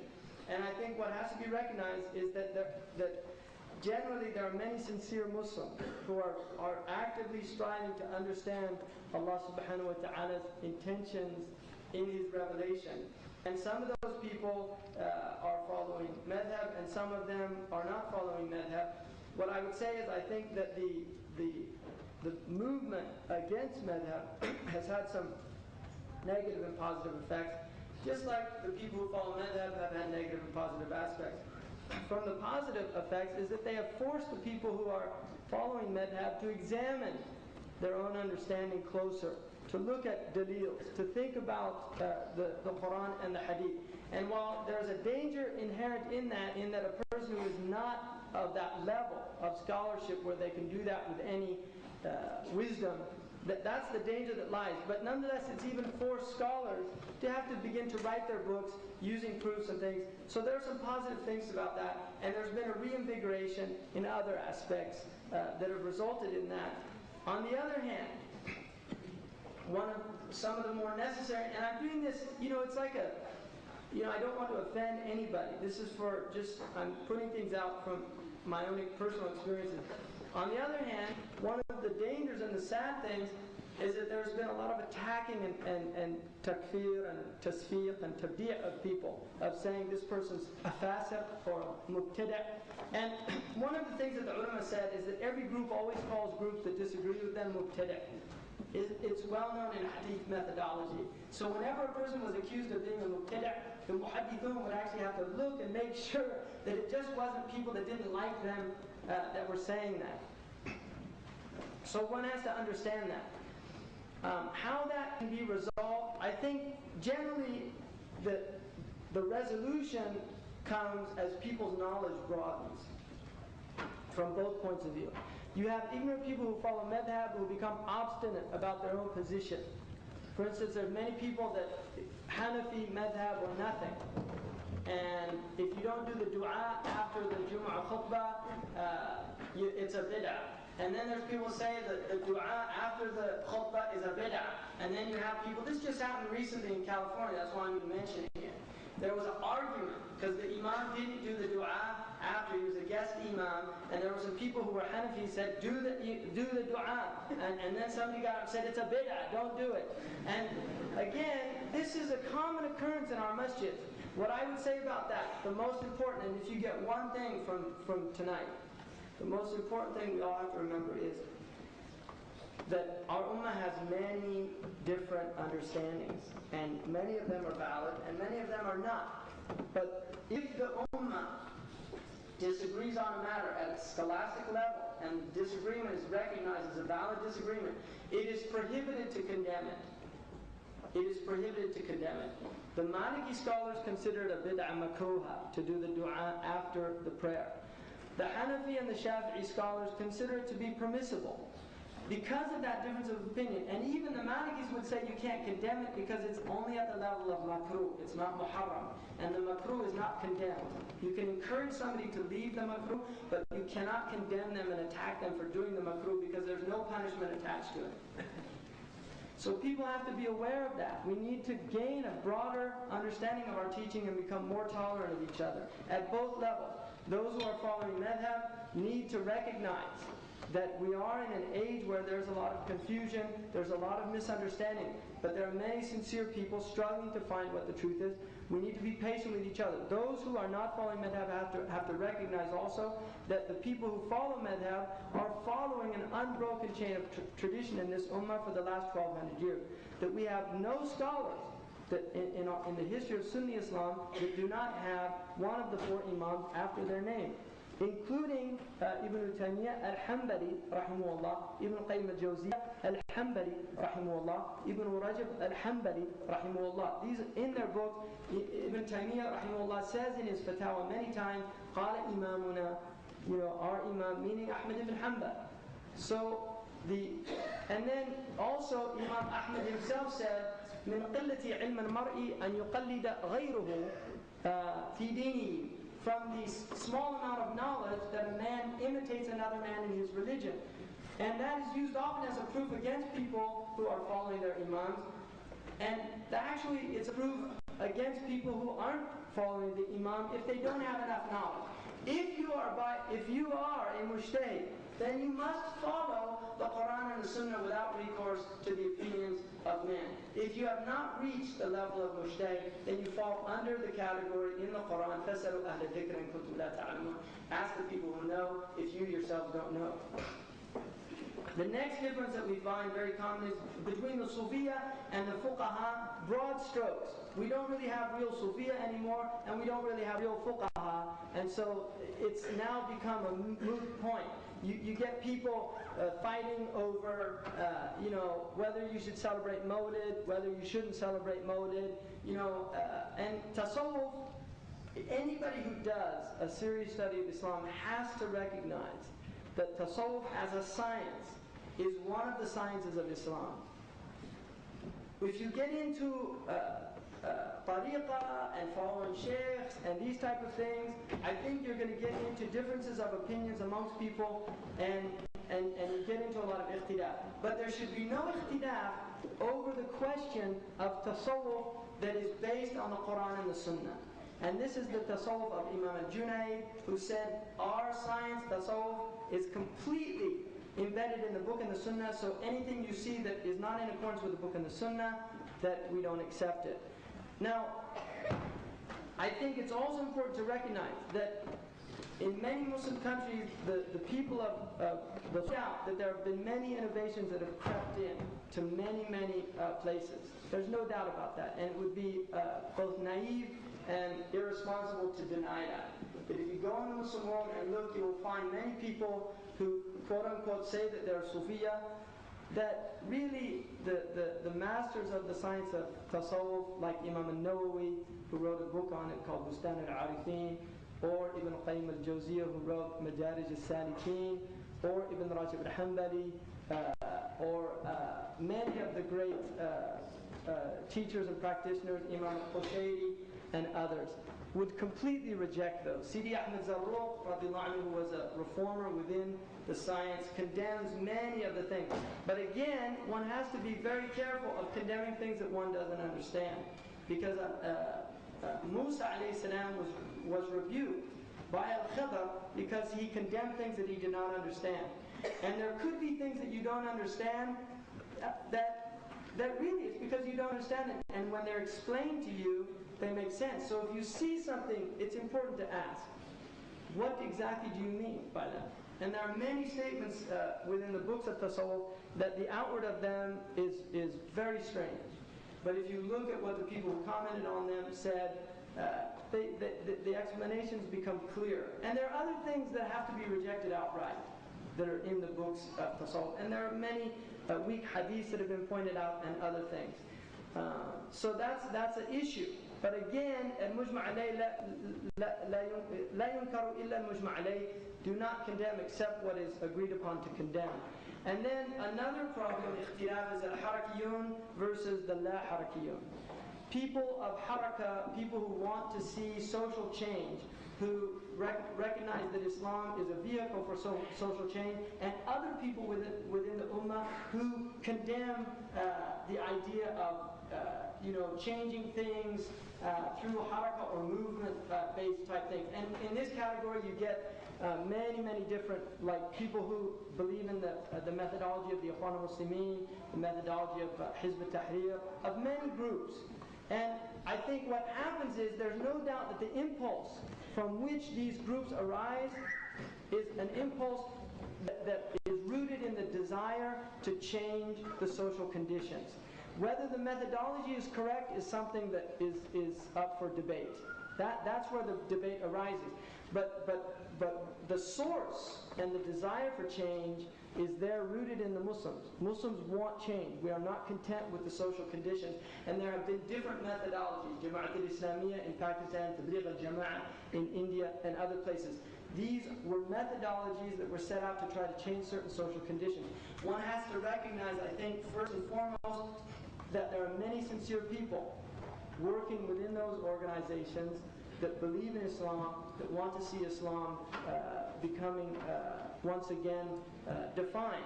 And so again, and the people within those groups also have to recognize the inherent wariness of any types of groups, that what happens, the most common sickness of any group is what's called the us-them phenomenon.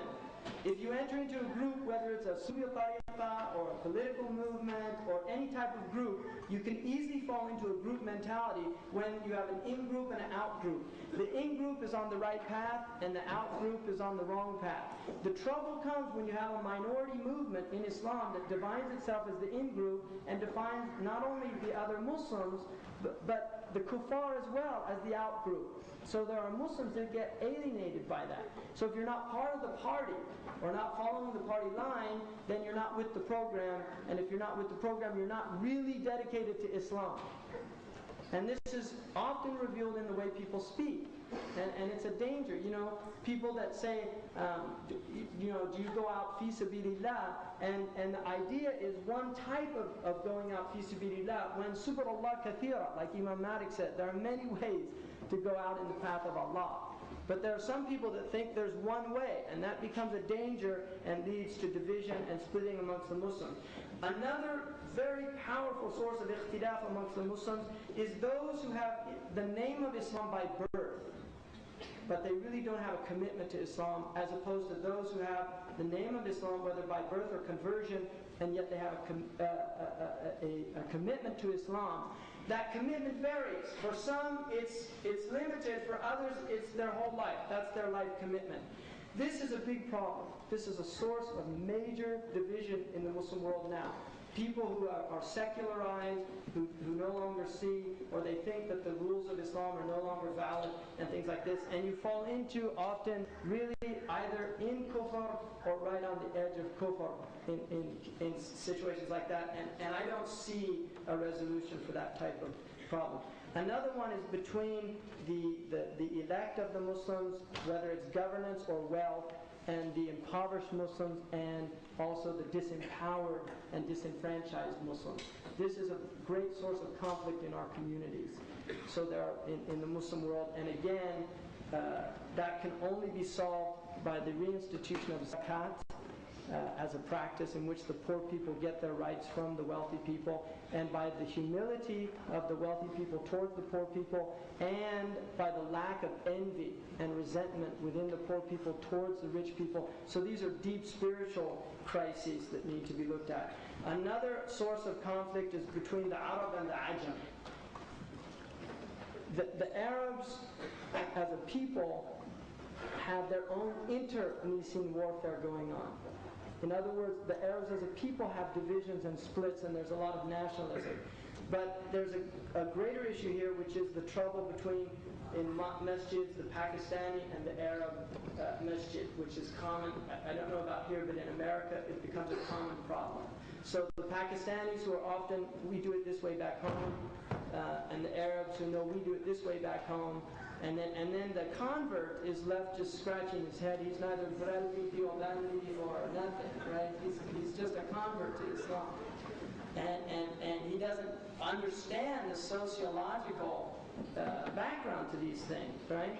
So this is a big conflict, and we have a unique opportunity as immigrants and converts in the West at bridging gaps that are incredibly important. In other words, we need to really practice and not simply give lip service to the fact that Islam does unite people in a brotherhood. إِنَّمَا الْمُؤْمِنُونَ إِخْوَةٌ. Believers are brothers, and we're a big family. And you have family members who are Arab, who are Pakistani, who are Indian, who are Malaysian, Indonesian, Turkic, American, English, French, German, every place on the earth, Nigerian, the whole spectrum. And Allah made us a family, and we have to respect that. And we have to respect those kinship bonds of Iman. And I'll tell you an amazing, you probably know this, but I think it's an amazing secret. The moment that your parents die, if they died in disbelief, you are not allowed to pray for them in Sharia. And the reason for that is because at the moment of death, the bonds of blood are meaningless. And the only bond of any importance is the bond of Iman. And as we're lowered down in our grave, our brothers and our sisters are the brothers and sisters of Iman. Those are the people that you will be raised up with as a family. It's not the people that you might have been directly related to by blood, and yet there was no Iman to bind you. Because the blood bonds are earthly. Just as we came from the earth, we go back to the earth. But the bonds of Iman are eternal. And that's a really important thing to remember. So the Arab and the Ajam have to recognize you're dealing with different sociological backgrounds. The Prophet ﷺ gave people their due. He did not treat the Bedouin like he treated the Hadari Arabs, because he recognized they had a different sociological makeup. They grew up in a different environment. The Bedouin Arabs, they used to yank him, yank his coat. He would smile at them. If a Hadari Arab did that, it would be completely unacceptable. But he recognized there was a harshness in the desert Arabs, and yet he was still gentle with them. We have to recognize some of our brothers have harshness in them. Some of us. And it comes to all of us. And if I become harsh, then I need my brothers, one, to give me some reflection, but in a way of nasiha, in a way encouraging me to change, not in a way of... And one of the things you often find in masjids is the raising of voices, the fighting, and this is one of the signs of the end of time. Rafa' aswat bil masajid, raising the voices in the masjid, the commentary, by differences. And then you have Arab, which is a big problem. And we need to get out of the stereotypical attacks on all Palestinians are like that, Egyptians are all like that, Yemenis are, like this stereotypical. There's always truth in stereotypes. But if it becomes the way in which you look at people, you do not allow for the possibility of seeing the salihin from that people. And Sidi Ahmed Zarruq said, every group of people has bad qualities. And if you meet a man from that people who is free of those bad qualities, know that you're with a salih. And the point is that you want to seek out the salihin. And if it's an Egyptian salih, he will be free from those qualities in the Egyptian society that are they're not good qualities. If he's an American salih, it'll be the same. If he's a Yemeni salih, it'll be the same. But you have to recognize every community has their people. And for the fault of the Muslims, we should try our best to lower our eyes. There are obviously many subtypes that go into that, but we need, given the time that we're living in, the age that we're living in, as an ummah, we have to start coming together. Imam Suyuti, Ibn Hajar al-Asqalani, and Imam Sha'rani all said that this ummah would come to a close by the end of the 15th century. We're in over 1530 by the Bi'tha point, and 1419 by the migration point, the Hijrah. And really the signs are very clear, and we need to unite as an ummah. We have a great deal of enemies, and we have to stop making enemies of ourselves. And we need to really begin to excuse each other and take this to heart. If everybody in this auditorium did that, you would be a transforming element in your own communities. But this is based on mujahada, within our own selves. We have to struggle against our own self. We have to begin to unite on broad-based principles. We have to begin to overlook at this stage in the game. If the house is burning down and the man's handing you a bucket, you don't say you follow a madhab or not. You take the bucket and you pass it down the line. And Dar al-Islam is on fire. And we need to put out the fire and get our house in shape. Really, we need to put our house in shape. And every brick we're trying to put on, we've got a million enemies trying to pull it off. Right? So we need to work together instead of each other, taking the brick of another and throwing it down. And recognizing that Islam is a universal tradition. It encompasses many, many views and viewpoints, and our Prophet taught tolerance, and he taught different ways of viewing things. And the other thing that I would say is, in many ways, the West is being given to us. It's being given to us. The Prophet ﷺ in Mecca, the only thing that he wanted was to be able to speak freely. In these countries, we can still speak. We can go out and talk to people. We can call people to Islam. But if we're calling them to that rubbish bin in the picture, it's just not a very appealing picture. I mean, we should be calling them to those other pictures. The straight and narrow, the beautiful natural fitra nature of Islam. And if we do that, people will respond. So my plea to myself and to all of us is really, as individuals, to make a commitment. The Prophet ﷺ said, if the Dajjal comes now, I will protect you. But if I'm gone and he comes, each one of you must protect himself. And we have to protect ourselves against the divide and conquer mentality of the dominant cultures that are opposing us and attacking us.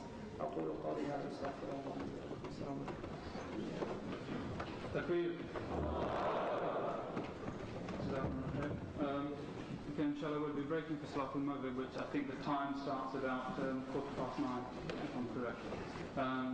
We have somebody who would like to take Shahada, I believe, with Hamza. Yeah.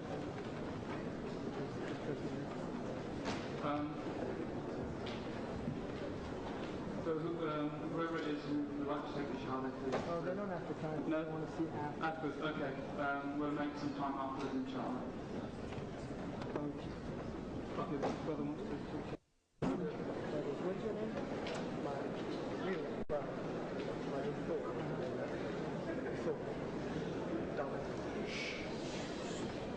Alhamdulillah. We have a brother to be, inshallah, who wants to say Shahada, leaving Hinduism and embracing Islam, alhamdulillah. So this is the blessing of Islam, wallahi. And this is a proof of the message of Islam, and this is India and Pakistan are dropping atomic bombs, right? Dropping atomic bombs now, right? And the truth is that all of the crises, it has nothing to do with religion, or it's all just hubris and pride and arrogance and all of these diseases of the heart. That's what it's about. And if we had taken the message when we ruled India to the people that were living there, India would be a Muslim country. And there are many sociological reasons why Muslims did not do that we should be ashamed of. But this is a good thing, inshallah. So the brother's going to say the Shahada.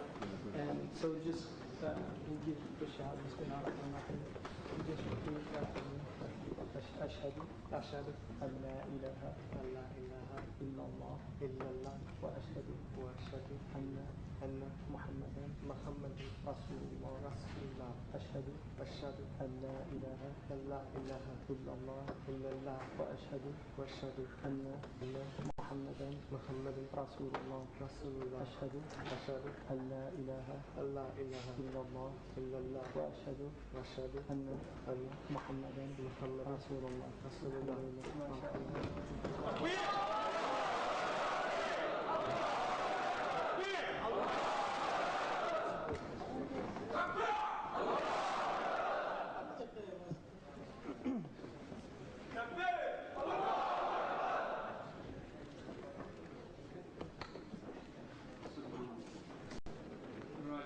Okay, we'll take a break for just a couple of things before we do.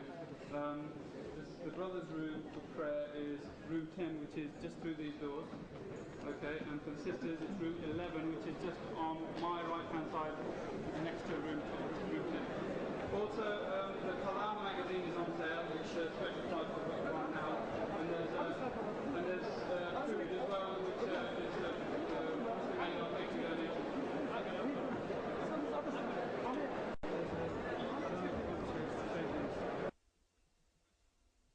There's also a hadith that I fear more for you than the Dajjal Riyah, which is showing off hidden shit.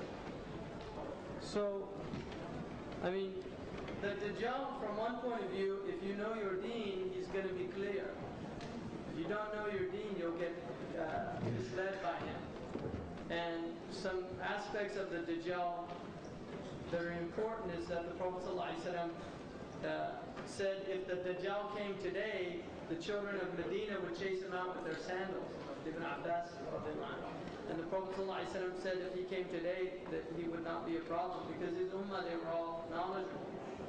Towards the end of time, one of the things that I didn't mention that I wanted to was knowledge is taken away. And the Prophet ﷺ said in Sahih al-Bukhari that he said that knowledge is not seized suddenly, but it's seized by the death of the scholars, people of knowledge. And then he said, until the point where people take ignorant people as their scholars, so they ask them for fatwa, and they give them fatwa without knowledge, so they go astray and lead others astray. The facts presented so far disheartening for me. What is the most effective thing to do? They are disheartening on the other hand, and the time went so quick that I didn't really get to where I wanted to go. But they get what's happening right now, I think, Allahu Alam, is that we're being prepared for some major events. And I didn't get to those. I wanted to get to the signs that haven't come yet.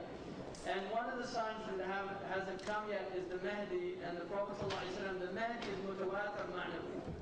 The coming of the Mahdi is mutawatir. And there will be a Muslim leader who is going to, he'll first take the Arabian Peninsula, and then he'll take Persia, and then he'll take Constantinople. And the Prophet ﷺ said that the Muslims would take Constantinople right before the hour the Dajjal comes. They'll take it with takbir, just saying Allahu Akbar, La ilaha illallah, Allahu Akbar. And to me that's an indication that they're already Muslims. They just need to be reminded.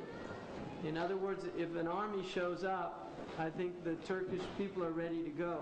And another thing to mention about the Turks is that according to the New World Order's, one of their main ideologues, Samuel Huntington, the country they fear more than any other country in the Muslim world is Turkey.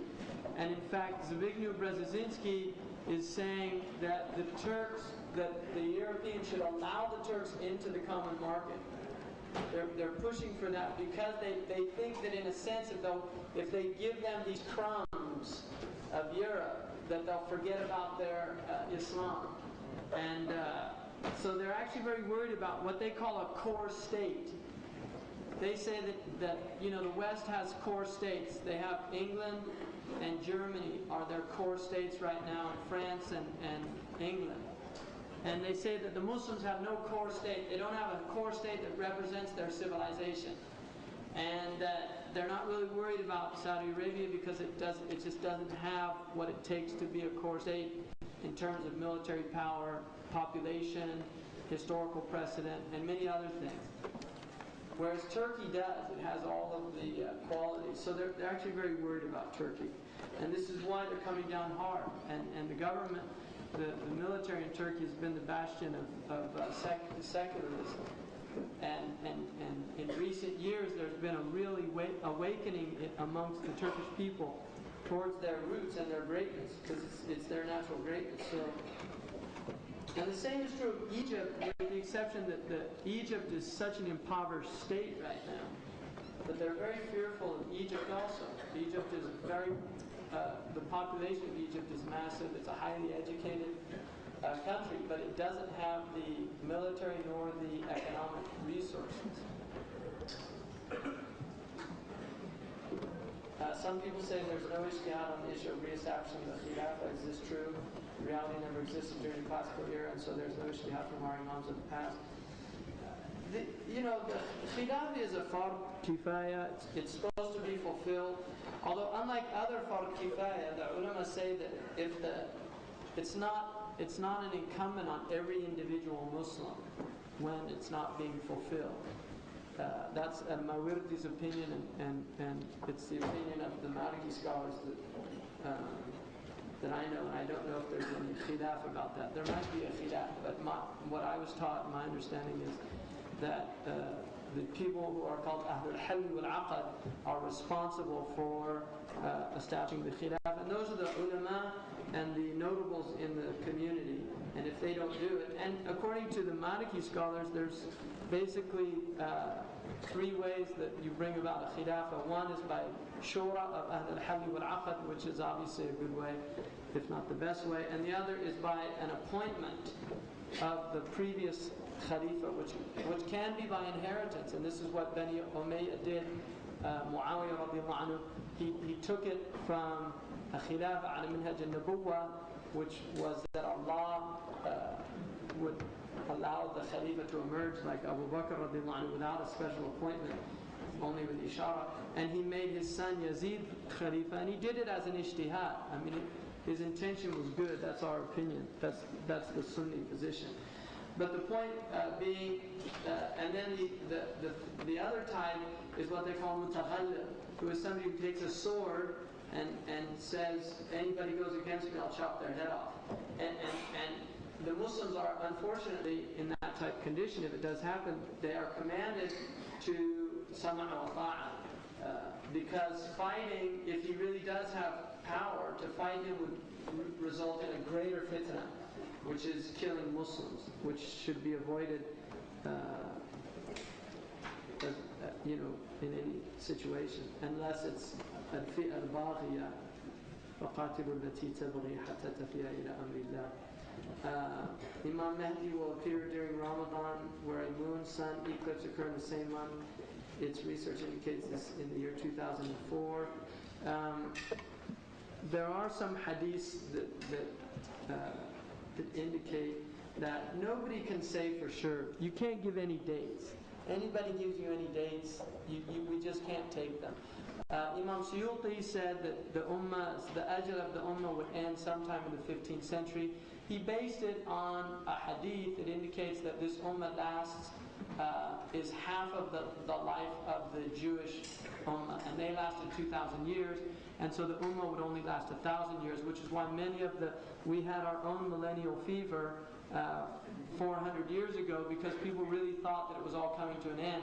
And Imam Suyuti, who was born in the 10th century and lived into the 11th century, so he obviously passed the 1,000-year mark, wrote a fatwa called Al-Kish, and al-Ummah tatajawaz al-alf, insight into the fact that the Ummah will last more than 1,000 years, because he actually said, look, we're all alive, and it's been over 1,000 years. But what he said is that it only was 1,000 years, but there's a dua of the Prophet in which he said, oh Allah, give my ummah an extra half day.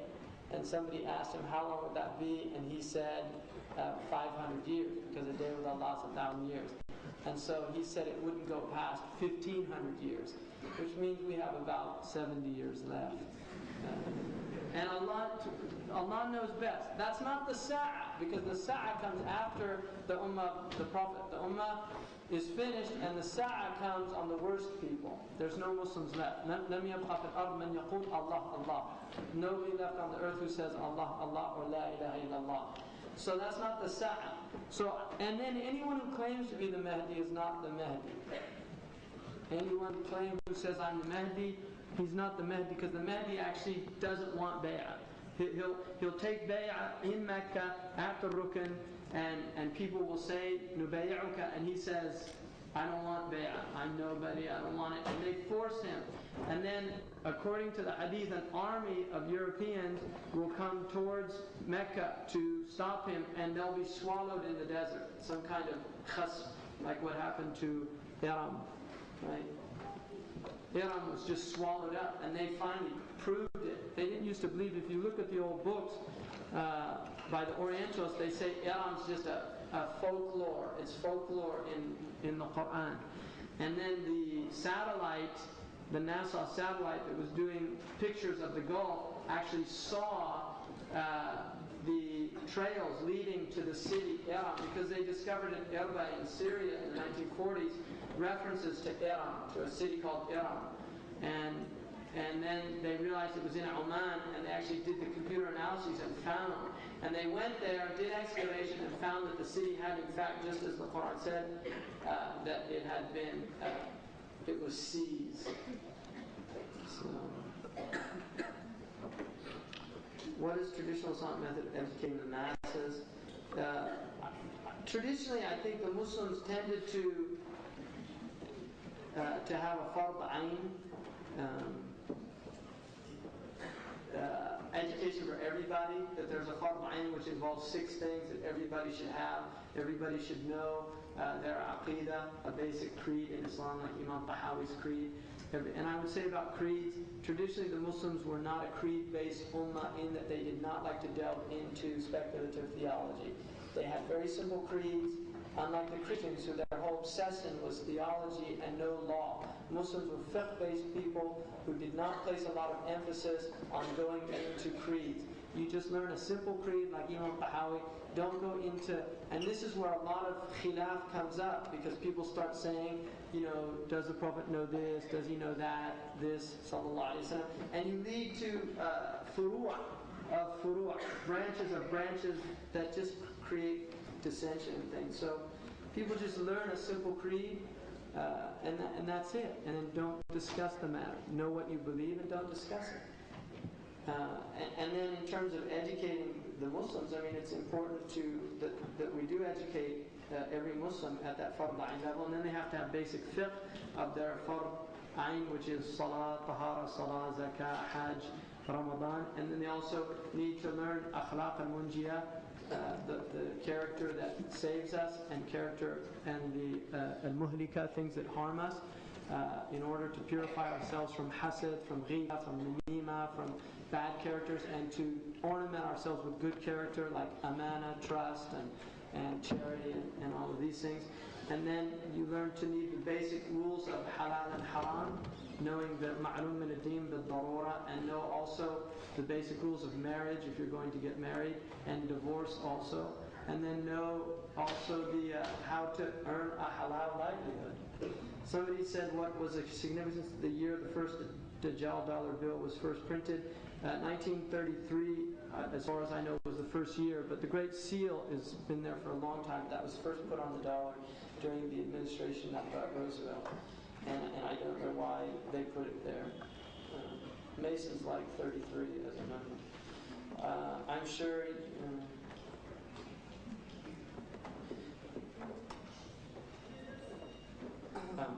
I'm sure you do not equate the Prophet ﷺ with Allah. How then can you equate the words of Allah in the Quran with the words of the Prophet? Because Allah says, مَا يَنْتَقُ عَنِ الْهَوَىٰ, He doesn't speak from His own desire. إِنْ هُوَ إِلَّا وَحْيٌ يُوحَىٰ. So the Quran itself says that the Prophet ﷺ doesn't speak from his own desire. So we do not say that the hadith is uncreated like the Quran. But we do believe that the hadith is part of the revelation. It's inspired. The Prophet ﷺ is inspired to say what he says. Alright, so I'm not in any way equating the Prophet ﷺ hasha with Allah, nor am I saying that his hadith can be read in salah or something like that. Even the hadith Qudsi, you can't read in salah. So the Quran has its own unique status. The point is that you cannot say that there's only the Quran and no hadith. وَمَا أَتَاكُمُ الرَّسُولُ فَخُذُوهُ وَمَا نَهَاكُمْ عَنْهُ فَانْتَهُوا. What the Prophet gave you, take it, and what he prohibited you to do. It doesn't say وَمَا أَتَاكُمُ الْقُرْآنُ فَخُذُوهُ. Even though that's a command in the Quran as well. Allah commands us to follow the Quran. But I'm saying in that ayah, Allah didn't say follow only the Quran. He said follow the messenger of Allah. And also many ayahs in the Quran indicate that we sent down a light and a rahmah, nur wa rahmah. And the rahmah is the Prophet ﷺ. So he's part of the revelation. You can't separate him from it. And we say, La ilaha illallah, Muhammad Rasulullah. That's Tawheed. If you only say La ilaha illallah, you're not a muwahid, even though it's Tawheed.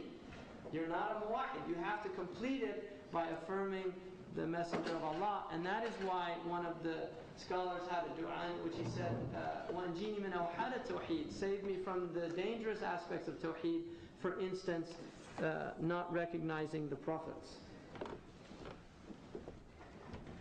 Most of brothers and sisters are Asian, Pakistani. What do you want to advise them for promoting Islam in Pakistan or other Asian countries?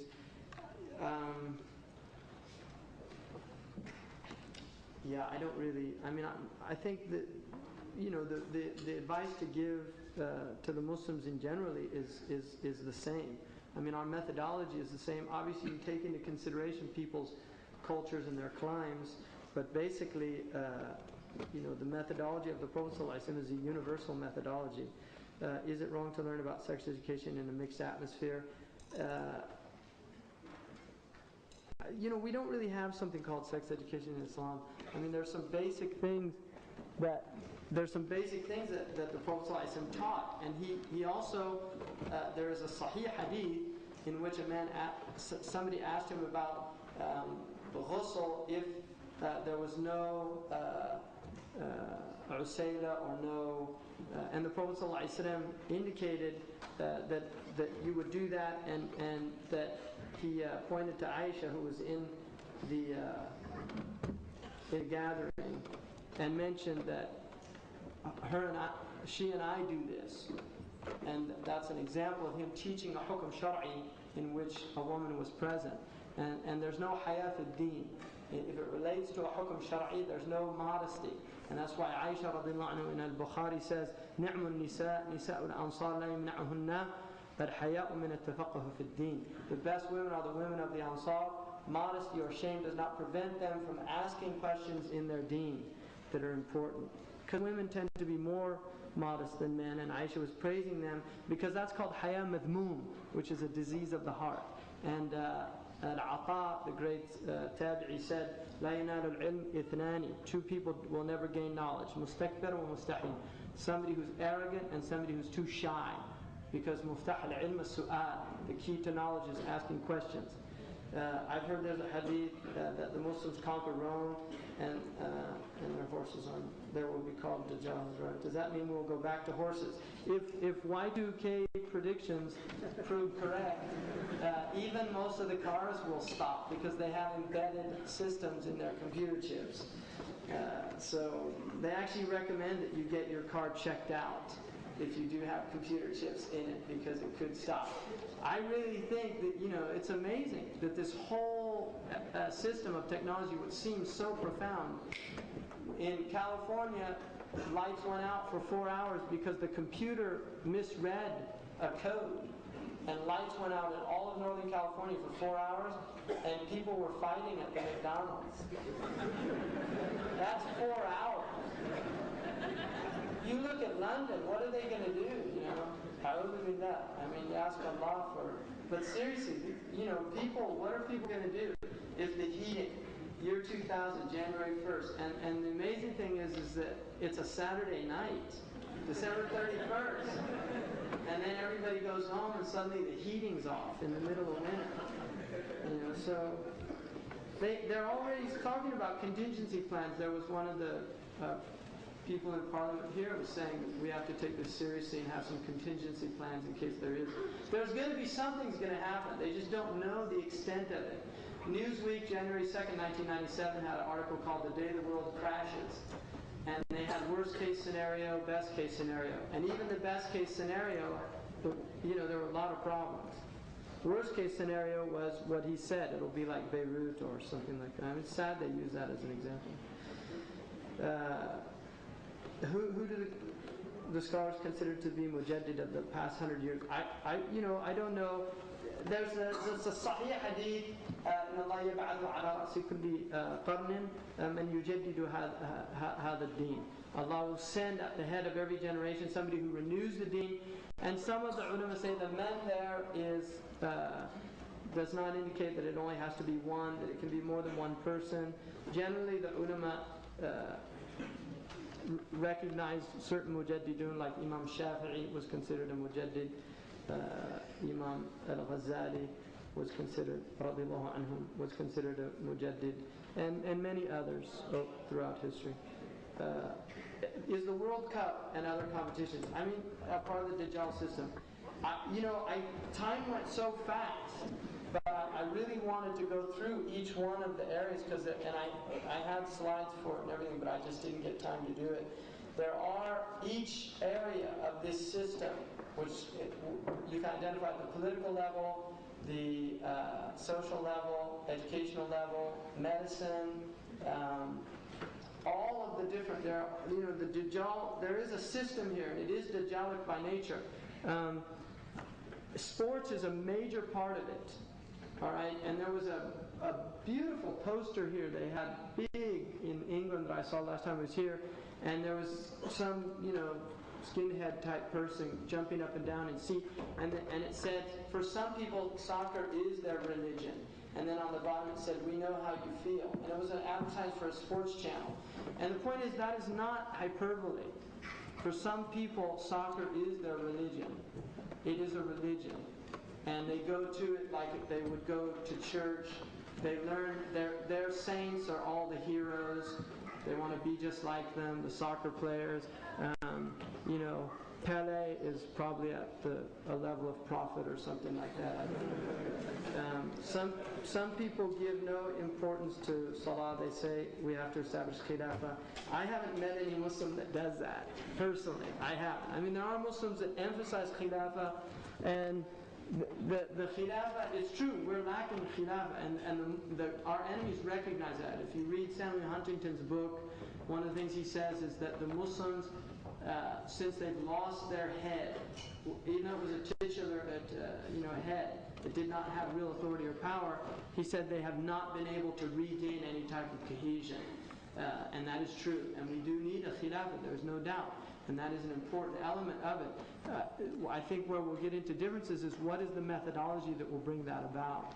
And certainly the hadith, which indicate the khilafah would remain on minhaj al-nubuwwah for 30 years, is a sound hadith, and then it would become kings fighting for it, and then it would become tyrants, and then it would go back to the minhaj al-nubuwwah. The vast majority of scholars indicate that that would be at the time of the Mahdi, and I would not be surprised if that's very close. I think that is going to happen, and it might happen in our lifetimes, Allahu A'lam, if Allah gives us a long life.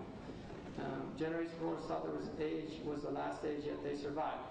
Like the generation before, you haven't, you got it wrong. I'll tell you something. This is a really valid question, but what I would say to you, my answer to you is, you should live your life as if the hour was going to happen tomorrow. Maybe I am wrong, but I have to live my life believing that it could happen any time, because that will prepare me psychologically for my own last hour, for my own Y2K crash, my computer crash, when I die, when I end. Because that is a sa'a. Sa'a in Arabic, there's three meanings. The sa'a, as-sughra, wusta, wal-kubra. Sa'a sughra is each one of our death, the lesser sa'a. The middle sa'a is our generation. In this room, within 100 years, everybody in this room will be dead. We'll all be dead. And that is a qiyamah for this generation. And then the sa'a kubra is where the whole earth comes to an end. So it is true, but I'll tell you, the Sahaba, there was a time when the Prophet ﷺ was describing the Dajjal, and they heard some rustling in the bushes, in the nakhil. They thought it was the Dajjal. And the point that the muhaddithin say about is the Prophet ﷺ gave them a sense of the immediacy of the hour. And the Quran says that many times. اقتربت الساعة وانشق القمر. The sa'a has drawn near. وما يدرك لعل الساعة قريب. What will convey to you, maybe the sa'a is coming close. And it says that the kuffar, that they يستعجلونها, they laugh about it and say, come on, let's see the last hour. And the mu'minun, the believers, mushfiquna minha, they're afraid of it. Right? So you should live your life as if it could happen any time. The Prophet ﷺ said the hour will come and people are buying and selling in the marketplaces. It just comes on them. And then the hadith that gives you hope is the hadith إن وقعت على أحدكم الساعة وبيده فسيلة إن استطاع أن يغرسها فليغرسها. If the hour comes and in one of your hands is a palm sprout, then and he's able to finish planting it before the hour comes, let him finish planting it. So we have to get on with our lives and get on, but at the same time we have to prepare and not be fools. And the Prophet ﷺ was somebody who kept in his house provision for a year. One of the things Yusuf ﷺ told the Egyptian was to prepare for 7 years of famine. Sanctions for the Muslims, if we were following the Sunnah, really, and they couldn't have, sanctions wouldn't harm us. And also the mu'min eats from one intestine, and the kafir eats from 7 intestines. The Muslims fast 1 month out of the year. They can deal with these type of things. In the history, and I'll tell you something about Iraq, in the Sahih of Imam Muslim, one of the signs of the right before the Mahdi is Iraq is sanctioned. It's in Sahih Muslim. Iraq is sanctioned, and the wheat is not able to get to it, nor any money. And after that, Sudan or Egypt, Mosul, which includes Sudan, and then Syria, Sham, and then يظهر فيكم خليفة يحثو المال حثوة. Then the Mahdi comes, a Khalifa who the ulama interpret to be a Mahdi, and he disperses wealth. Another sign is the Iraq, the Furat River will begin to become dry. And this is happening because Turkey now is beginning to divert the water, and the water tables and the Furat, it's a sign of the end of time. And the Prophet ﷺ said that the river will uncover a bedrock of gold. In a riwayah kanz min al-dhahab, and in a riwayah jabal, a whole mountain of gold. And when that gold is discovered, many people are going to kill over it. They'll kill for it to get that gold. So that hasn't happened yet. In your talk you mentioned the hadith indicated in the world very close. Does that mean that Allah's deen will not prevail? No, that's my point. I didn't get to that part, which is an important part, which is that it does prevail, and that the Dajjal, when he comes at the head of a global type of government, and he travels through the earth. It says in the hadith that he'll cross the ocean 3 times in a day. In one day. In one day, 3 times. Right? Like the Concorde now, you get 3 flights a day there. And the other thing that he will enter into every city. He doesn't go to little villages. He enters into cities. And which is part of the urbanization phenomenon now. Everybody's moving into cities and leaving this happening all over the world, massive urbanization. The Dajjal enters into cities, he'll enter into every city in 40 days. And they asked him, it's a Sahih hadith, كيف سرعته يومئذ يا رسول الله? And he said, كريح or كغيث استدبرته السحاب, like a wind that leaves behind condensation. And that's, I guarantee you, it's an exact translation. Like a wind that leaves behind condensation or a cloud. And if you look at the modern, and then in another hadith, يركب حمارا ما بين أذنيه 40 ذراعا. He rides a donkey that has 40 cubits between its ears. Right? And I had a list of wingspans and worked out that actually the Learjet is almost exactly 40 cubits. Right? So, and then the other thing, one of the Sahaba thought that he was coming, the Dajjal, and he came to the Prophet ﷺ and he said, Ya Rasulullah, I'm so frightened. And he said, from what? And he said, the Dajjal. And he said, why? And he said, because I heard he has a mountain of grain, and I heard that he commands the sky and it rains. And the hadith says, he's less significant for Allah than that. And the ulama interpret that to mean that it won't be like magic. He won't just point to the sky. There'll be asbab. But he'll have amazing asbab, means to do that. But there'll be means that that people can understand, like engineers and things like that. In the light of Pakistan developing nuclear weapons, what is the Islamic position considering euphoria amongst the Muslims and the backlash of the non-Muslims? I think it's sign of the times. It's unfortunate. India, according to in India, what they're trying to do, the Americans are actually part of their New World Order policy is to support India, and I really actually wanted to show it's very interesting.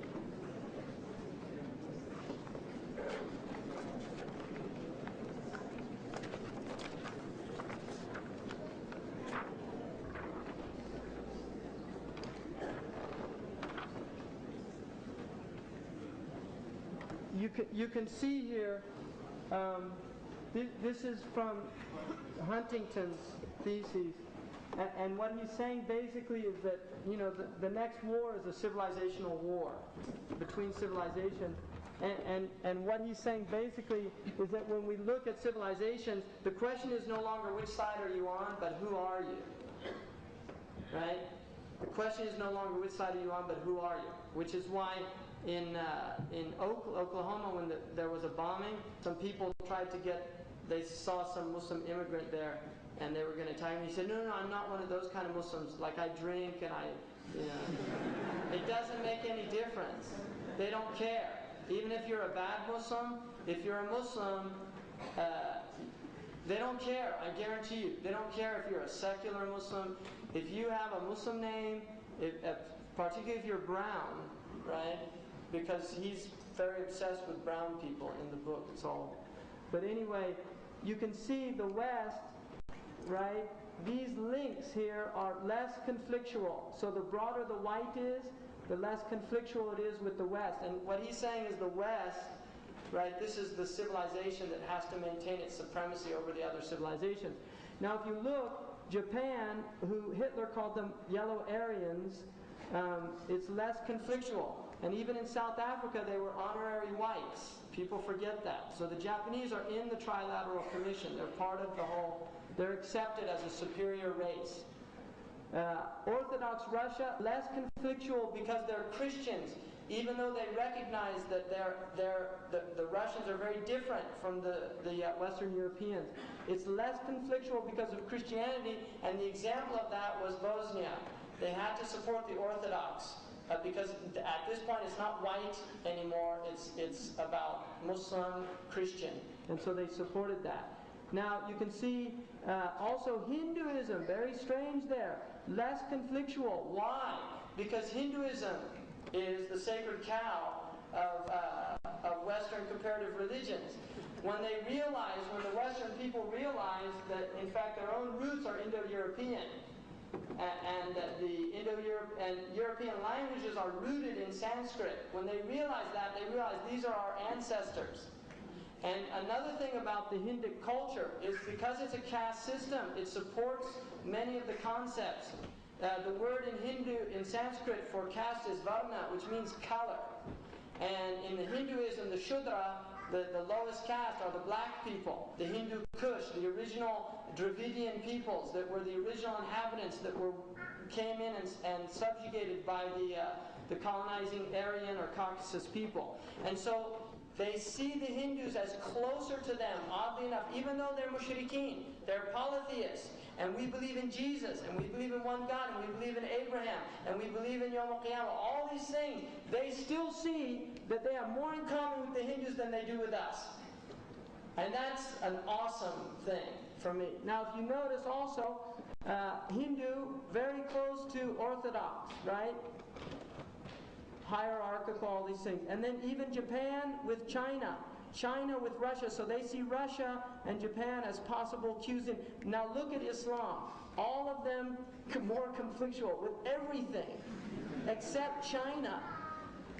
And this is the whole thing now. You see, China has been backing the nuclear development of Pakistan. And they do it as a card. It's leverage for them against the West. And this is why the Americans allowed the Indians to test the bomb. And then they knew, obviously, and from one point of view, even though it's just sad that this is where humanity is, from one point of view, there was a type of courage in it from the Pakistani government because they recognized that there would be massive sanctions. And the sanctions will hit much harder in Pakistan than they will in India. And even though I think Islam is very much opposed to nuclear weapons, if your enemy has a nuclear weapon, I think it would be prudent as a deterrent that you would have that. And I think there's Quranic justification for that. But again, لا يعذب بالنار إلا رب النار. No one can punish with fire except the Lord of fire. So we don't use fire as a way of killing people. It's prohibited in Islam. And nuclear weapons is using massive fire power. Why have we been created? Boy. And asking the big questions tonight. ما خلقت الجن والإنس إلا ليعبدون. I only created jinn and ins to worship me. ليعرفون, to know me. والذي استعمركم في الأرض. He created you in order for you to civilize the earth, civilize yourselves. وجعلكم خلائق. He made you khulafa in the earth. All these things. But moreover and above everything, we were created to know Allah. That's why we were created. We're sentient beings. We have consciousness. You mentioned innovation. What is your comment on technology correcting the problems that technology caused? I mean, it's a vicious cycle. Technology creates, for every problem it solves, it creates 10 problems, and then you have to have, and it keeps the engineers busy, it keeps them in jobs, but I mean, I'm not a Luddite. I'm not against technology, and I don't think Muslims are against technology. But there is a type of technology, which is Western technology, that has to be recognized for what it is. It has embedded in it a social system. It's not simply pure disembodied technology. There is a social system. It is a result of choices that these societies made based on worldviews. There are many people think that the Ottoman Turks were backward because they prohibited the printing press in Ottoman culture for 400 years, even though the Europeans had it. The ulama, if you read their fatwas, their extraordinary fatwas and their insights, they actually considered it a sacrilege to smash the Quran with a press. They considered that it was haram to take the Quran and smash it like that it should be written with a pen, and that Allah created with the pen. So they were looking from a qualitative perspective, not from a quantitative perspective. And so people who are obsessed with quantity, massification, mass production, they're going to say it was a stupid idea. But for people that want quality in their cultures, it was actually a brilliant fatwa. And I'll tell you something about the Quran. In the days when people wrote them by hand, they were cherished and honored. Now you go into a masjid and they're ripped apart, they're lying upside down. Look in your own masjid, because I judge a masjid by the Qurans in the shelves. That's how I judge a masjid. The first thing I look at when I go to a masjid, I look at those Qurans, and a lot of times I'll end up just straightening them out myself. There's no adab towards the Quran. It's just shocking that Muslims have that. It's a book that people died for, and now it's just treated like any other book, which is a result of massification, mass production. Could you please explain the sign of Ya'juj and Ma'juj? Are they thought to be Mongolians or Turks? And so there was a point that some people thought they were Turks, and Turks became Muslim. Ya'juj wa Ma'juj, it's in the Quran. They'll come in kulli hadmin yansilun. They come down from every high place, and there's hadith traditions that indicate that they were put behind a wall by Dhul Qarnayn and Allah Ta'ala. Some of the scholars, if you look on Idrisi's map, he puts Ya'juj and Ma'juj as Russia, up in northern Russia and Mongolia and those areas. Allah Ta'ala, where they are. I don't know. I really don't. I've thought about it a lot, and I don't know, because the hadiths are difficult to understand about them. But they do come. They're one of the major signs, and they come after Isa. Are we as Muslims supposed to believe Darwin's theory of evolution? If not, then how did there... Again, this is part of the trouble that of the crisis of knowledge in the Muslim Ummah. Evolution, as it's taught I would say as it's taught, is kufr. Because it teaches random mutation, it teaches that there's experiments by nature, and nature makes mistakes and keeps making mistakes till it gets it right, and then that right thing is a strong gene that's transmitted to that. If you study evolution, it's very much against the way Muslims view the world. That does not mean that we don't. Microevolution, what they call microevolution, is an observable fact in nature. You know, things do evolve according to their ecological niches. I mean, you can't deny that as a process. But to say that there are transitional species and these things, none of the fossil records have ever. It's all conjecture. And now they found bipedal men that precede, Australopithecus or whatever. I mean, they're very confused in their own science. If you look at the book called Darwin's Black Box by Behe, it's a very interesting critique by a biochemist about it from the cell's point of view. Could you please explain the idea of Mahdi? Is it in the prophetic tradition?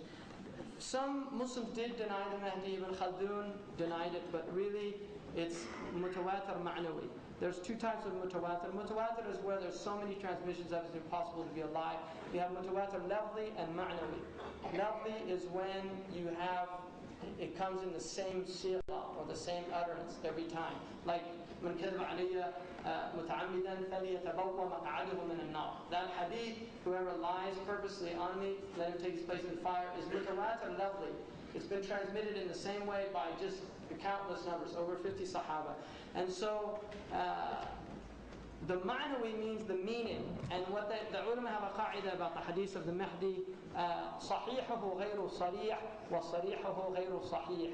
When it's clearly about the Mahdi, there's usually some criticism about the chain.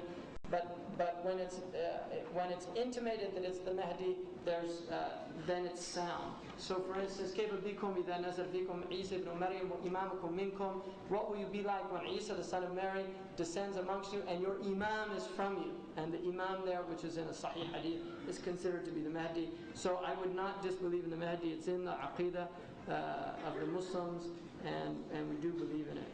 You were asked which books give good references. Ali Akbar, Ibn Kathir, you said something about them. However, you pointed out Lewis Mumford, Pentagon of Power is out of control. Could you please go?